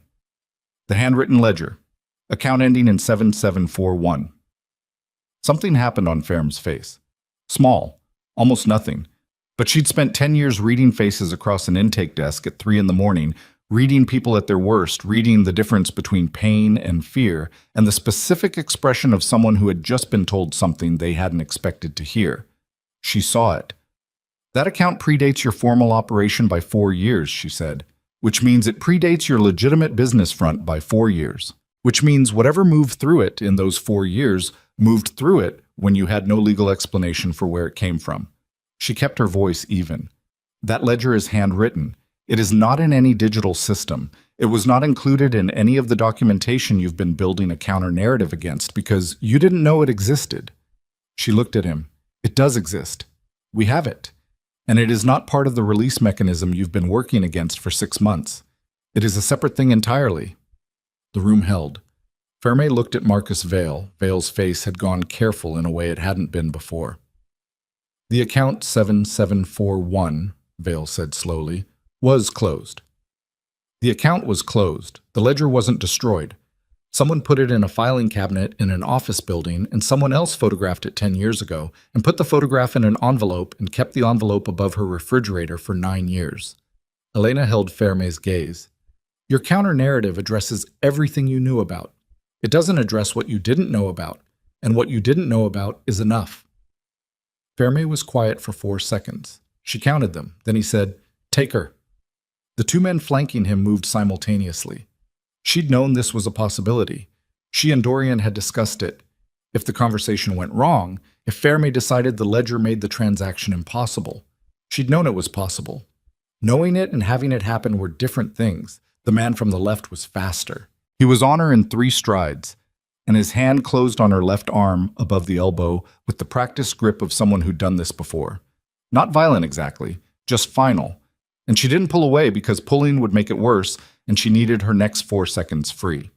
She said loudly and clearly for the wire, Account 7741, Cassius Ferme, Marcus Vale, Marchetti Facility. The facility's dockside door came off its frame. Not an explosion.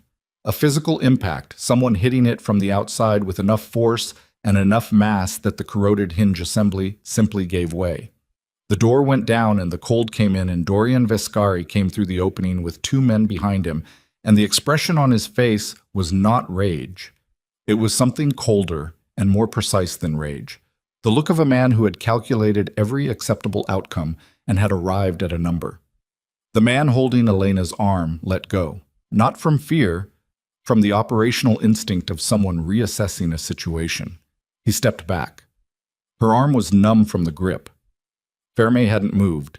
He was still at the table, hands still clasped, watching Dorian come across the floor with the composure of a man who had decided that showing alarm would cost him more than the alternative.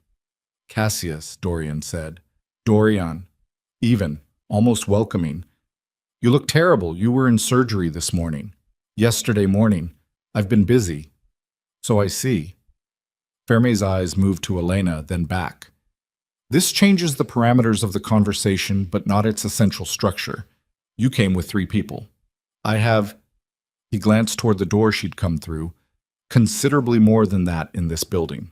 I know, Dorian said. I've been in this building for 20 minutes. Your considerably more than 3 is currently having a difficult evening. A pause. Ferme looked at the door she'd entered through. The man who'd been stationed there was no longer visible. Dorian said, You built something for 15 years and it was genuinely impressive. The layering, the patience, the way you used the legitimate operations as cover while you rebuilt the structure around yourself. He stopped 6 feet from Ferme's table. I missed it for 15 years. I won't pretend otherwise. You were good. I'm still good, Ferme said. You're finished, Dorian said. The federal contacts your counter-narrative reached have been contacted in the last hour with corroborating material that addresses the doubt you'd seeded.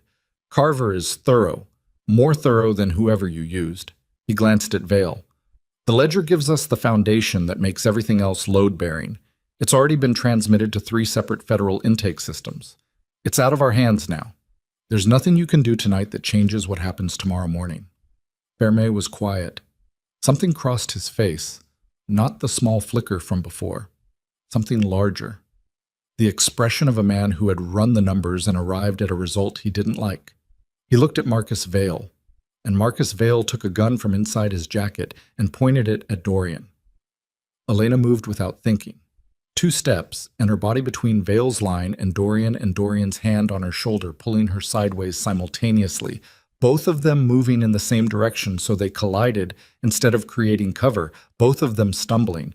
And the shot that Vale fired went into the concrete floor 2 feet to Elena's left, and the sound of it inside the metal facility was enormous. Her ears rang. The world went briefly white at the edges. She was on the floor.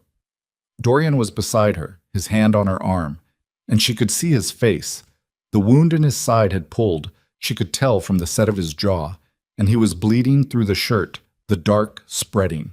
The 2 men who'd come in with him were across the room engaging Ferme's people, the sounds of it sharp and physical, furniture and bodies.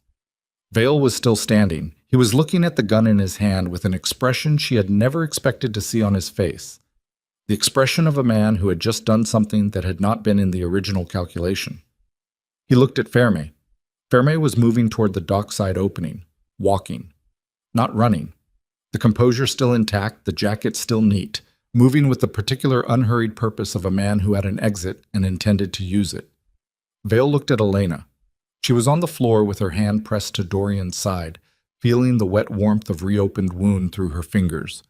Watching Marcus Vale stand in the middle of a building that was collapsing around him and look at her with an expression that had finally, after 30 seconds, resolved itself into something she recognized.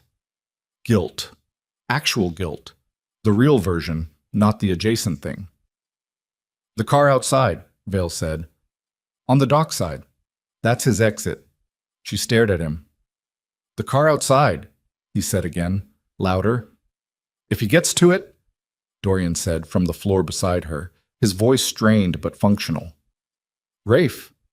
He said it to the air, to the wire, to Carver on the other end of it. In her ear, 1 second later, Carver said, "Dockside car. Got it." Outside, 40 feet away, she heard Rafe's voice. Not words, just the specific tone of an instruction given clearly and quickly.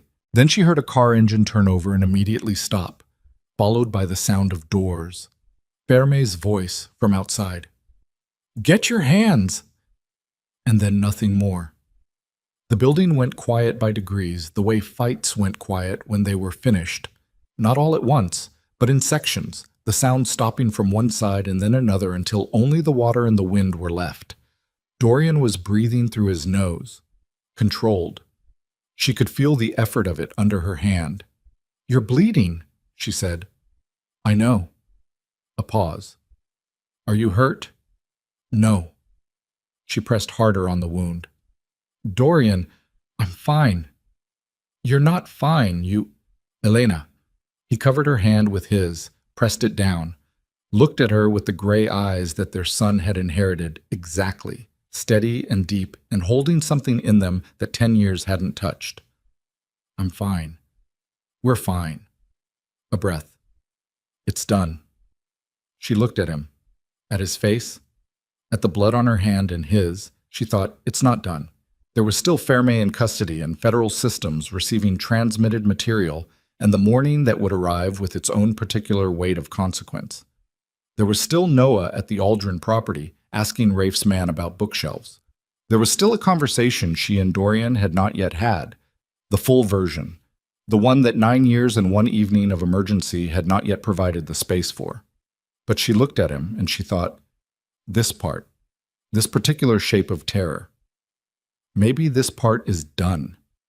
Marcus Vale was still standing in the middle of the floor. She looked at him. He looked at her.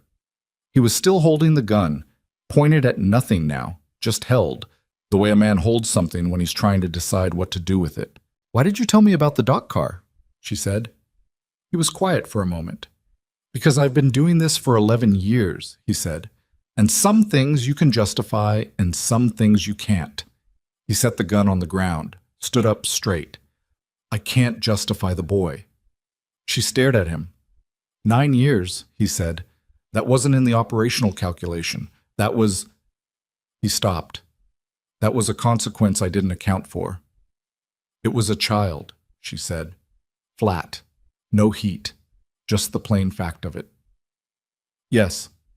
He looked at the gun on the floor. I'll cooperate with the federal intake, whatever they need. She said nothing. Dorian, from the floor. Rafe. Rafe appeared in the dock doorway. Took in the room in 3 seconds. Looked at Vale, looked at Elena, looked at Dorian on the floor with Elena's hand pressed to his side and his color not right. Medical, Elena said. Already called, Rafe said. 2 minutes. He walked to Vale, took his arm without drama, moved him toward the far wall. Then he came back and crouched beside Dorian with the assessment of a man who had seen this before and knew the difference between bad and bad enough. Hospital, Rafe said. Obviously, Dorian said. This time you're staying. We'll discuss it. No. Rafe looked at him with the patient certainty of 11 years. This time you're staying. Dorian looked at Elena. Something moved between them. Not language exactly. The older kind of communication, the kind that didn't require it. He's right, she said. You're taking his side.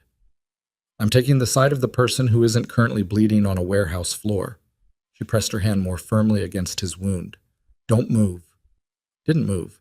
He lay on the concrete floor of the Marchetti facility with the cold coming in off the water and the sounds of the situation resolving around them. Rafe's voice, other voices, the dockside, the distant ordinary sounds of the city, indifferent above all of it. And he looked at the ceiling for a moment. Then he looked at her. Page 11, he said. Page 11. You didn't know what you had. I knew I had something. I just didn't know which something. She held his gaze. 9 years of not knowing which something. He was quiet for a moment. Then he asked me something. In the hospital. Noah. She waited. He asked me why I stopped looking. His jaw tightened. He heard you in the trauma room. He overheard. I didn't realize he was... I know. She'd known from the hallway. What did you tell him? Nothing. I didn't have an answer yet. He looked at her. I have one now. She looked at him, at the blood, at the face that had been 10 years harder and still, underneath it, the same. Tell him later, she said, when you're not on a warehouse floor. Elena. Later, she said, firm, almost gentle. You're not allowed to have any important conversations until you stop bleeding. He made a sound, not quite a laugh, but adjacent to one. The first she'd heard from him. It cost him something physically, and he pressed his lips together. Okay, he said. Outside, the medical team's vehicle pulled up to the dock entrance, the lights of it sweeping through the chain-link gaps in blue and white, and Rafe went to meet them, and the night moved into its next phase the way nights did, not ending exactly, just changing shape, the worst of it behind them and the rest of it still to be navigated but navigable. Finally, in a way it hadn't been for a very long time. Elena kept her hand pressed to Dorian's side and listened to him breathe, steady and careful, and thought about Noah asking, can we go home, and thought about what home was going to mean now, going forward, with the geometry of everything changed. She didn't have the answer yet, but for the first time in 10 years, the question felt like something she was allowed to ask out loud. And then Carver's voice came through her earpiece, quiet and precise, with the tone he used for information that changed things. Elena, the federal intake on the 7741 material. They just called back. A pause. There's a fourth name on the ledger. Someone we didn't identify tonight. Someone who's been operating parallel to Ferme for the same 15 years. Another pause. It's someone Dorian trusts. She looked at Dorian's face. She did not say it yet. He was bleeding. He needed the medical team that was crossing the dock floor right now, with their bags and their equipment and their focused professional calm. But she looked at his face and she thought, it is not done after all. She didn't tell him that night. She made that decision in the 30 seconds between Carver's voice in her ear and the medical team reaching them across the dock floor, and she held it through the controlled chaos of the next hour. Paramedics working on Dorian's side while he argued with them in the specific tone of a man who had decided arguing was less painful than lying still. Rafe coordinating the handoff of Fermi and Vale to federal contacts who arrived in 2 unmarked vehicles with the particular quiet efficiency of people who had been waiting for exactly this material for a long time. She held it through the ambulance ride, sitting in the jump seat while they worked, watching his face for the color to come back. She held it through the second surgery, shorter than the first. The wound reclosed and the damage assessed as manageable. The word manageable delivered by a surgeon who used it the way people used words when they meant something worse, but were choosing the more livable version. She held it until morning. Dorian came out of the anesthetic at 6:43.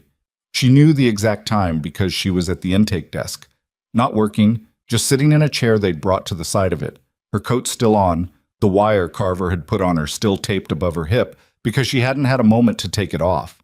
And she was looking at the clock above the door when the nurse came out and said he was asking for her. She went in.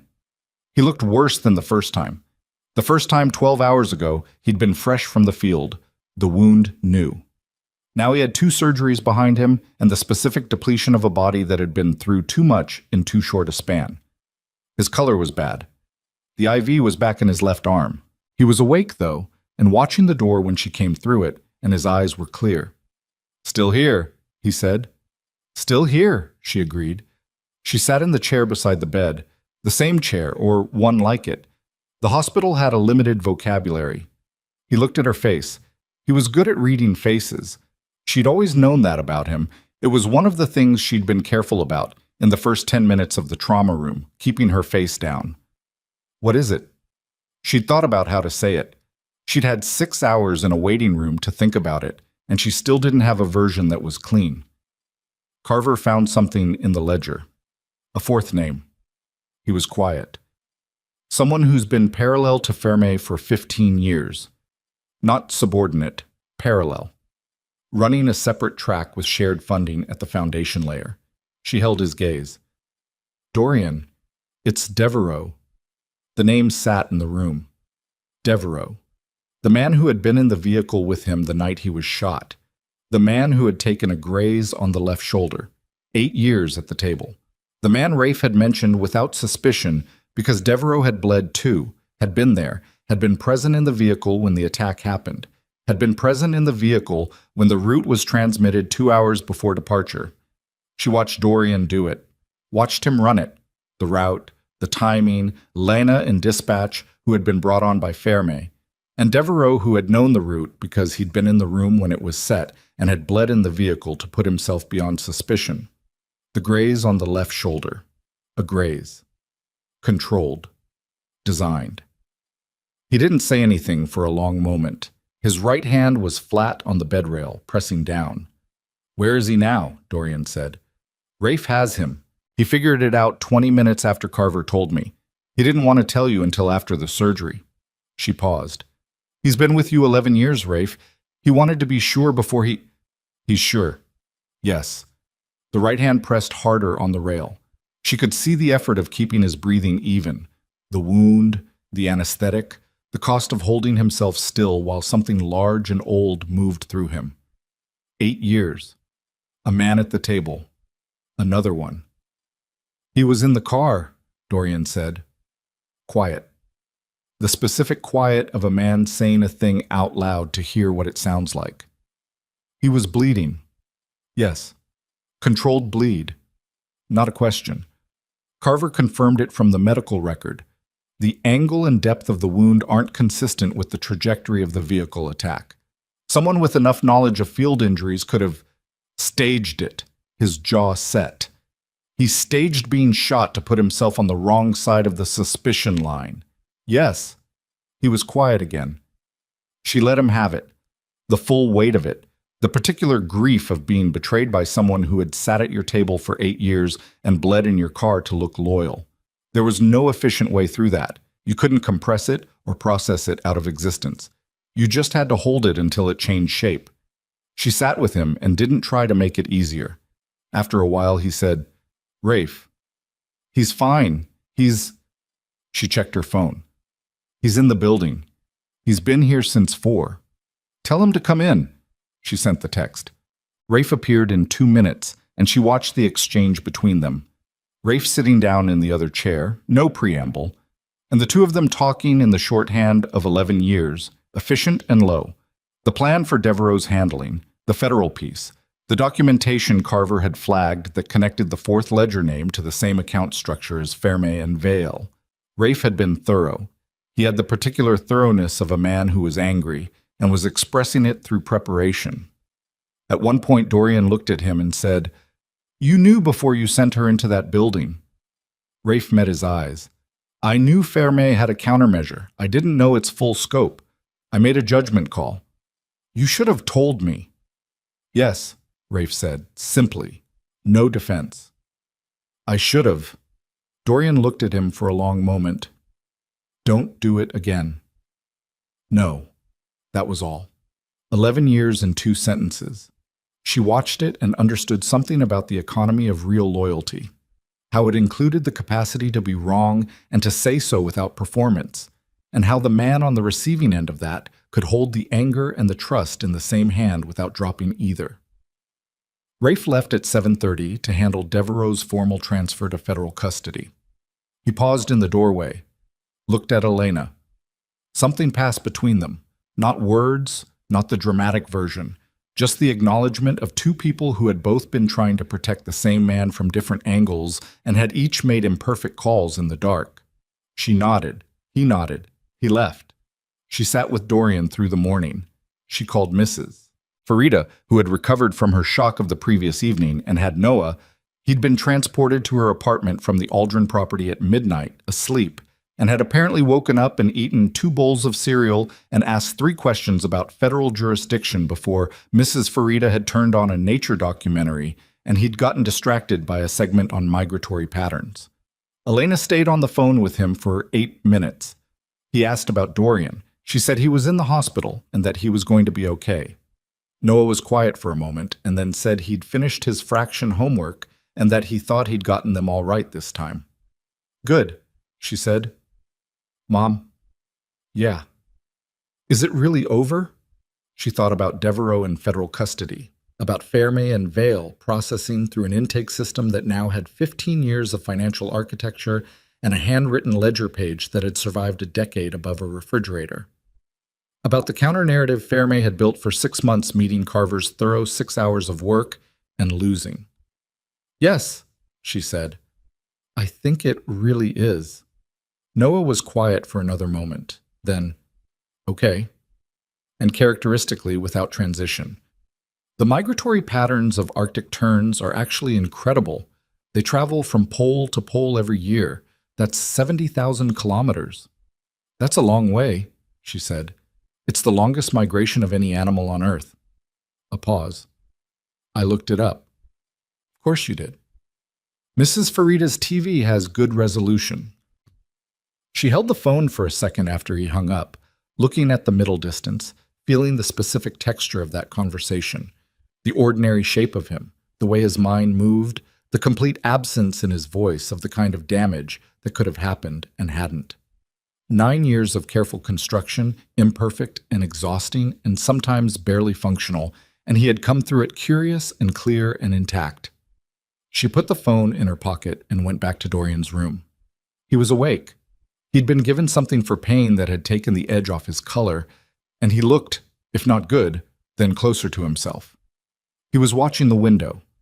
The same gray morning she'd watched from outside his room the first time, the city doing its indifferent thing below. She sat down. "He's okay," she said. "Noah?" "I know." Rafe checked in with the detail at Mrs. Farida's. He looked at her. "He asked about me." "He asks about everything." "I know." Something moved through his face. "I have 9 years of questions to answer." "He'll have 9 years worth of them?" "Yes." "I don't know how to do this," he said. Flat, honest, not the performance of vulnerability, the actual kind, the kind that costs something. "I know how to run an organization. I know how to manage threat assessments and financial structures and people who are trying to destroy what I've built. I don't know how to be someone's father. She looked at him. You pressed your hand against his shirt in a warehouse because a man had a gun pointed at you and you wanted to cover him. He was quiet. You learned that already, she said. The rest is practice. He was quiet for a little longer, then, tell me about him. The 9 years. Tell me what I missed. So she did. She started at the beginning. The city she'd gone to when she ran, the apartment she'd found that was affordable and grim, the terror of the first few weeks, and then the particular clarifying effect of necessity, the way survival simplified things down to their essential shape. She told him about finding out she was pregnant 6 weeks after she left, sitting on the edge of a bathtub in a city that didn't know her name, looking at a test result and understanding that the decision she'd thought she'd made for 2 had just become a decision she'd made for 3. She told him about Noah at 2, the single-mindedness of him, the way he'd walked early and talked late and then talked all at once, as if he'd been building vocabulary in private and had decided he had enough to begin. She told him about the library cards in 5 different cities, the way Noah read the way other children watched television, the deep-sea fish book and the fraction worksheets and the Arctic terns. She told him about the birthday questions, each one, the exact words, 9 years of the same patience in a 9-year-old's face, asking about someone he'd never met, as if the answer were simply a matter of the right question being asked at the right time. Dorian listened to all of it. He didn't interrupt. He lay in the bed with the IV in his arm and the morning coming in the window, and he listened to 9 years of his son's life in the precise telling of a woman who had memorized every detail because she'd understood, somewhere in the back of her mind, that someday she would have to give an account. When she finished, the room was quiet. I'm sorry, he said. She looked at him. I know it doesn't cover it. His voice was controlled and rough simultaneously, the sound of something being said through effort. I stopped looking after 3 years because you gave me every reason to. I know that. I know you built it that way. I know the logic of it. He looked at her. I still stopped. I should have. You would have gotten us killed, she said. Quiet. Final. Maybe. Not maybe. She leaned forward slightly. Fairmay had people watching for you to find me. That was the entire structure. If you found me before they were ready to move, we were leverage. Both of us. Noah too. She held his gaze. The 3 years you looked were 3 years they spent building the case that if you found me, you'd find a reason to use me as a reason not to move against them. The moment you stopped looking was the moment we became less useful as hostages. She paused. You stopping looking kept us safe. I know that sounds like... I know it doesn't feel... It feels like I abandoned you. You didn't. Elena, you didn't, she said again, the 2 words carrying the weight of a decision she'd made between the anesthetic and the morning. To say this, to say it clearly and not let him carry a version of it that wasn't accurate. We were both operating on bad information inside a situation designed to make every correct move look wrong. Neither of us abandoned the other. We were managed. He held her gaze for a long moment. I'm not going to let it happen again, he said. I know. I mean... He stopped, started again with the precision of a man who had decided to be exact. I mean all of it. The organization, the way I've been running it, the things I've built, and what they cost and who they cost. He looked at the window. Fairmay spent 15 years hollowing it out from the inside. He used the Empire's infrastructure to build his own. He could do that because the infrastructure was because it was built on the kind of thing that attracts that. He was quiet. I knew that. I've known it for years, and I kept going because I was good at it and because stopping felt like losing. She waited. I'm going to dismantle the parts that can't be made clean, he said. The legitimate operations, there are more of them than most people think. The import structure, the property holdings, 3 manufacturing contracts. Those stay and go clean. The rest gets wound down or handed to the federal process. He looked at her. It'll take time. It'll cost most of what the organization has built, but there's enough in the legitimate side to... He stopped. I'm not asking you to wait for that. I'm not asking you to... You're not asking me anything yet, she said. You're in a hospital bed. I'm aware. Ask me in 6 months, she said, when it's done. When Noah knows who you are, and you know who he is, and I've had time to sleep more than 4 consecutive hours. She looked at him. Ask me then. He looked at her for a long moment. 6 months. At least. Something that was not quite a smile moved at the edge of his mouth. You've gotten harder. I had to. I know. He held her gaze. It looks good on you. She didn't say anything to that, but she didn't look away either. 3 days later, Dorian met his son properly for the first time. Not in a hospital room. She'd decided against that, against Noah seeing him in a bed with an IV, against the medical context framing the first real meeting. She waited until Dorian was discharged. Actually discharged, this time, the surgeon's approval, and everything. And she drove Noah to the Aldrin property on a Thursday afternoon when the light was low and gold and the tree line was doing something almost beautiful with it. Noah got out of the car and looked at the house and said, "Is he inside?" "Yes." He looked at her. He'd been processing for 3 days, well said. She'd watched him do it, quietly. The way he processed everything, filing and cross-referencing and arriving at conclusions that he held until he had enough of them to act on. He'd asked 2 questions on the first day, 4 on the second, none on the third. She'd answered all of them as accurately as she could, including the hard ones, including the one about what Dorian's organization was and what that meant, which she'd answered with the particular care of someone trying to give a 9-year-old accurate information without weaponizing it. Noah had been quiet for a while after that one. Then he'd said, "Is he trying to change it?" "Yes," she'd said. "Okay," Noah had said, and had gone back to his book. Now he stood outside the Aldrin property in the Thursday light and looked at the door. "You don't have to have it all figured out," she said. "Neither does he." He nodded. Then he walked up the steps and knocked. Dorian opened the door. He looked better than he had in the hospital. Color returned, the careful posture of someone protecting a healing wound still present, dressed simply, nothing that looked like an effort to perform a version of himself. He looked at Noah. Noah looked at him. "You're taller than I expected," Noah said. Dorian looked at him for a second. "You're exactly as tall as I expected." Noah processed this. "How?" "Your mother told me you were 9. I have a reasonable understanding of 9-year-old height distributions." Noah's eyes narrowed slightly. Not suspiciously, but with the specific evaluative look he used when someone said something interesting. "That's a reasonable answer." "I try." Noah looked past him into the house. "You have a good library. Rafe's man showed me." "I know. He told me you reorganized the fiction section." "It needed it. It was grouped by color, which is aesthetically interesting but functionally useless." "I'll keep that in mind." A pause. The two of them looking at each other in the doorway, gray eyes and gray eyes, the particular charged stillness of a first conversation that both parties understood was also a second conversation, and a 10th conversation, and every conversation they would have to build from this one going forward. Then Noah said, "Can I see the rest of the library?" Dorian stepped back from the door. "It's yours." Noah went in. Dorian watched him go, and she watched Dorian watch him, and the expression on his face was the one she'd seen in the trauma room that she still didn't have a name for. The one that wasn't soft but wasn't its opposite. The one that had no category in the vocabulary he'd built for himself.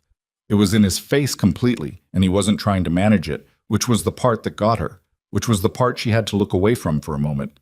She came up the steps. He held the door for her. "He reorganized the fiction section," Dorian said as she passed him. "He does that," she said. "He reorganized my closet once while I was at work. By fabric weight." Dorian was quiet for a moment. Then behind her, she heard a sound. Brief, controlled, and real. He was laughing. Not much, not the open kind. The kind that had been stored somewhere for a long time and had found a small exit. She turned and looked at him, and he had his hand over his mouth, the wound making even that much effort cost something, and his eyes were bright with it. She looked at him. She thought, "There you are." 10 years later, and there you are. She didn't say it. She just looked at him for a second, and then she went inside. The weeks that followed were not clean or simple or the montage version of reconstruction. They were the actual version. Dorian in and out of meetings with lawyers and federal liaisons as the Fairmay prosecution built its case. The organization's unwinding proceeding in the complicated and unglamorous way that unwinding large financial structures actually proceeded, with delays and disputes and assets that took longer to legitimize than expected. He had two setbacks with the wound, nothing critical, but enough to require a third procedure and another week where she got the quiet clipped texts that meant he was managing something he didn't want to acknowledge managing. She texted back practical things: what to eat, what to avoid. The name of a physiotherapist she knew from the hospital who was excellent and direct and would not let him argue his way out of the exercises. He used the name. She found out because the physiotherapist called her 2 weeks later to say her referral was the most argumentative patient she'd had in 12 years, but that he was doing the exercises. Noah and Dorian found their way toward each other in the incremental, unsentimental way that actual relationships built themselves.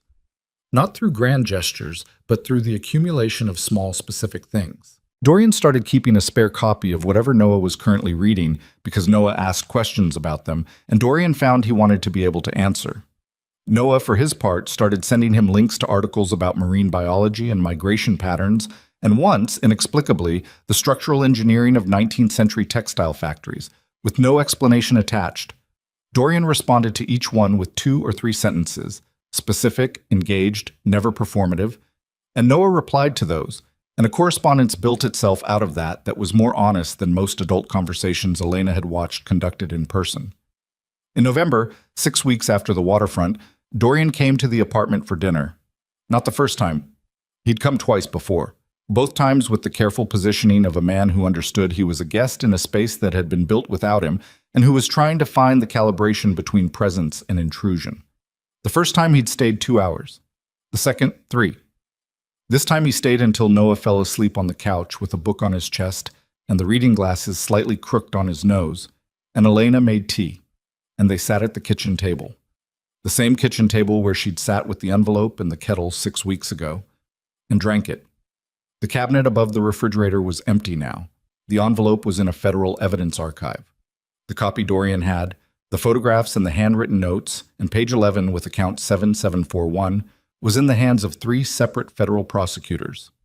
Done, finished, removed from the architecture of her daily life after 9 years of sitting above the cereal boxes. She felt the absence of it in a way she hadn't expected. Not relief exactly.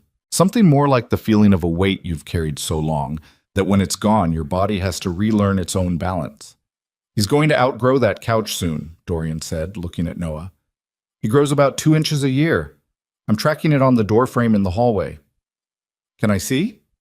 She looked at him. Yeah. They went to the hallway.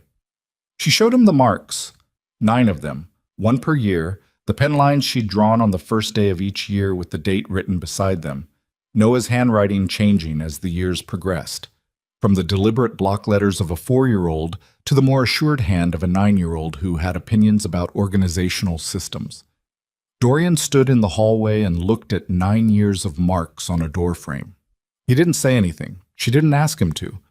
After a while, he put his finger against the most recent mark. Not pressing, just touching. She watched his hand. Next year, she said quietly, you can be here when I make the new one. He looked at her, the gray eyes, the 10 years harder face with the thing in it that had no category. Okay, he said. Just that. Okay. The word carrying everything it needed to carry without asking more of itself than it could hold. They went back to the kitchen, drank the rest of the tea. Noah slept on the couch with the book on his chest. The city outside went about its regular midnight business. Sirens somewhere far away, the rumble of something large on the cross street, the ordinary sounds of 8 million lives in motion. 4 months after the waterfront, the Ferme prosecution delivered its first round of charges. Ferme, Vale, Devereaux, and 11 associated parties across 3 criminal and 2 civil jurisdictions. The financial architecture that had taken 15 years to build began its public unwinding in a courthouse downtown. The ledger page with account 7741 entered into evidence and described by the prosecuting attorney as one of the most significant single documents in the case. The counter-narrative Ferme had spent 6 months building collapsed against the weight of what Carver had assembled in 6 hours and what Elena had preserved for 9 years. And the federal contacts who had partially accepted Fairmay's manufactured doubt reversed their positions inside 2 weeks of receiving the full evidentiary package. Marcus Vail cooperated fully. His cooperation was credited and his sentence reflected it, though not enough, Elena thought, to account for 9 years on a doorframe. She said that to Dorian once. He said, some numbers don't reduce to sentences. She said she knew. They left it there.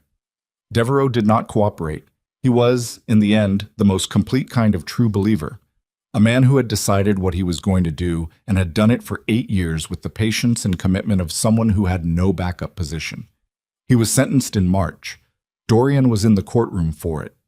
Elena was not, but she knew from Rafe's text that evening, 3 words, the Rafe economy, that it was done.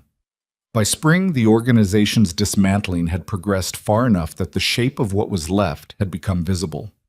The legitimate operations were substantial, more than Elena had understood when Dorian had first described them in the hospital, larger and more functional than they'd seemed when they existed in the shadow of everything else.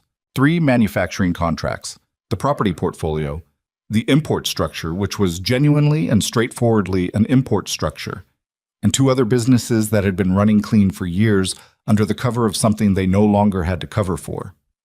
Dorian put Rafe in charge of the transition management.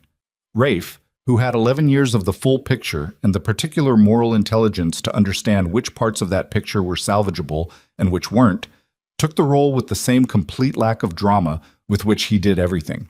He hired lawyers, he hired accountants, he hired the kind of compliance infrastructure that legitimate businesses of that size required. He was thorough.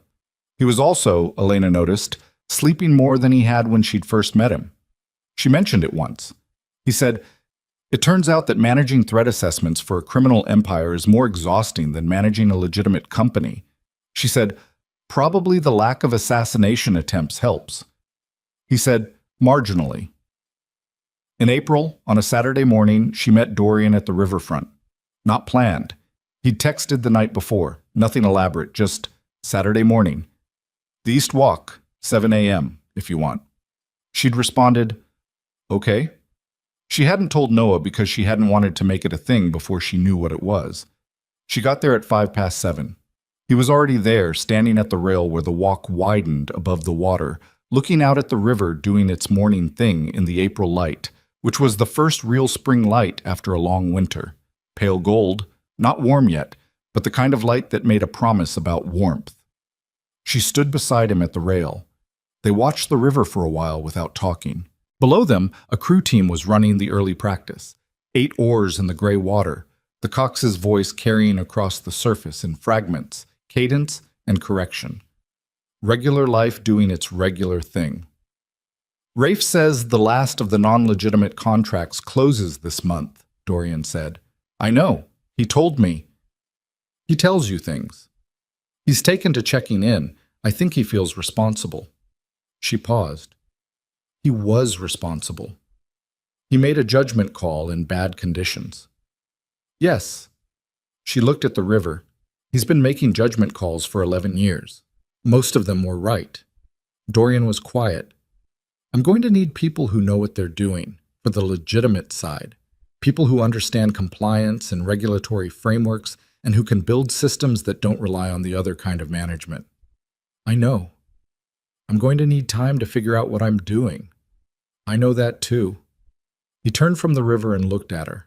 The April light on his face, the 10 years in it, the thing that had no category. "I asked you to wait 6 months." "You did." "It's been 6. She looked at him. She thought about the doorframe in the hallway, the 9 marks and the 10th one coming, and someone to be there when she made it. She thought about Noah sending links about textile factories, and Dorian sending back 3 specific sentences because he'd actually read the article. She thought about the cabinet above the refrigerator and what it felt like to open it now and find only cereal boxes. She thought about being 24 years old in a parking structure making a decision for 2, and 34 years old at an intake desk looking down at a form with a pen she was trying to hide behind, and 34 years old right now standing at a river rail in April light, with everything she'd carried for 10 years finally, at rest somewhere outside her body. "What are you asking?" she said. He was quiet for a moment. He looked at the river, then back at her. I'm asking if you'll let me figure out what I'm doing with you in the room, you and Noah. He paused. I'm not asking for anything that's already decided. I know it's not. I know we have to build it. He looked at her steadily. I'm asking if you want to. She looked at him for a long time. She thought, I spent 9 years being careful with everything, every decision weighed, every risk assessed, every door checked before I walked through it. I built insurance policies and memorized documents and kept envelopes above refrigerators and changed cities 4 times and ran the numbers every morning of my life. She thought, I am so tired of running the numbers. Yes, she said. He looked at her. Yes, she said again. Simpler. Just the word, with nothing underneath it but the plain fact of it. Something happened in his face. She watched it happen. The thing that had no category finally found one. It was the expression of a man setting something down after carrying it for a very long time. The specific release of it, not dramatic, not the movie version, just real. Just the actual thing. He reached over and covered her hand on the rail. She turned her hand over and held his. Below them, the crew team turned at the far bank and ran back, the oars cutting the water in time, the cox's voice carrying in fragments across the April morning. And the river went on doing what the river did, indifferent to all of it, the same river it had always been. 3 weeks later, on a Sunday morning, all 3 of them walked the East Riverfront. No bodyguards. Rafe had assessed the threat landscape and made a professional judgment that it had changed sufficiently that Sunday morning walks no longer required visible coverage, though she understood there were probably 2 people somewhere with a sightline, because Rafe did not fully trust the absence of threat, and she had decided she was fine with that. No particular occasion. Noah had asked if they could walk to the far end where the old boat dock was, because he'd read that the dock structure was a 19th century design he wanted to see in person. They walked. The 3 of them in the April light, which had made good on its promise and arrived as actual warmth now, the river bright beside them. Noah walked between them and talked about the dock architecture, and then, without transition, about the migratory route of Arctic terns.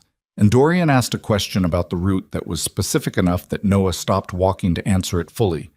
Standing in the middle of the riverfront path with one hand out gesturing the flight path while other walkers went around him. Elena watched Dorian listen to his son explain the route of Arctic terns with his hands. She watched him ask a second question. She watched Noah's face when he answered it. The particular brightness of a child who has been asked a real question by someone who actually wants the real answer. She didn't take a photograph. She just held it, the way you hold something when you understand that the ordinary moment is the actual thing, the thing all the rest of it was in service of. Noah moved on down the path, already transitioning to something else he'd read, and Dorian fell into step beside her, and she felt the warmth of the morning and the river and the specific quiet of a life that had arrived somewhere it had been trying to go for a long time. The most powerful man in the city walked a Sunday path beside the woman who had kept his son for 9 years and listened to that son explain the longest migration on Earth, and none of the 3 of them said anything for a while, and the city went on around them, and the river went with them, and the morning held.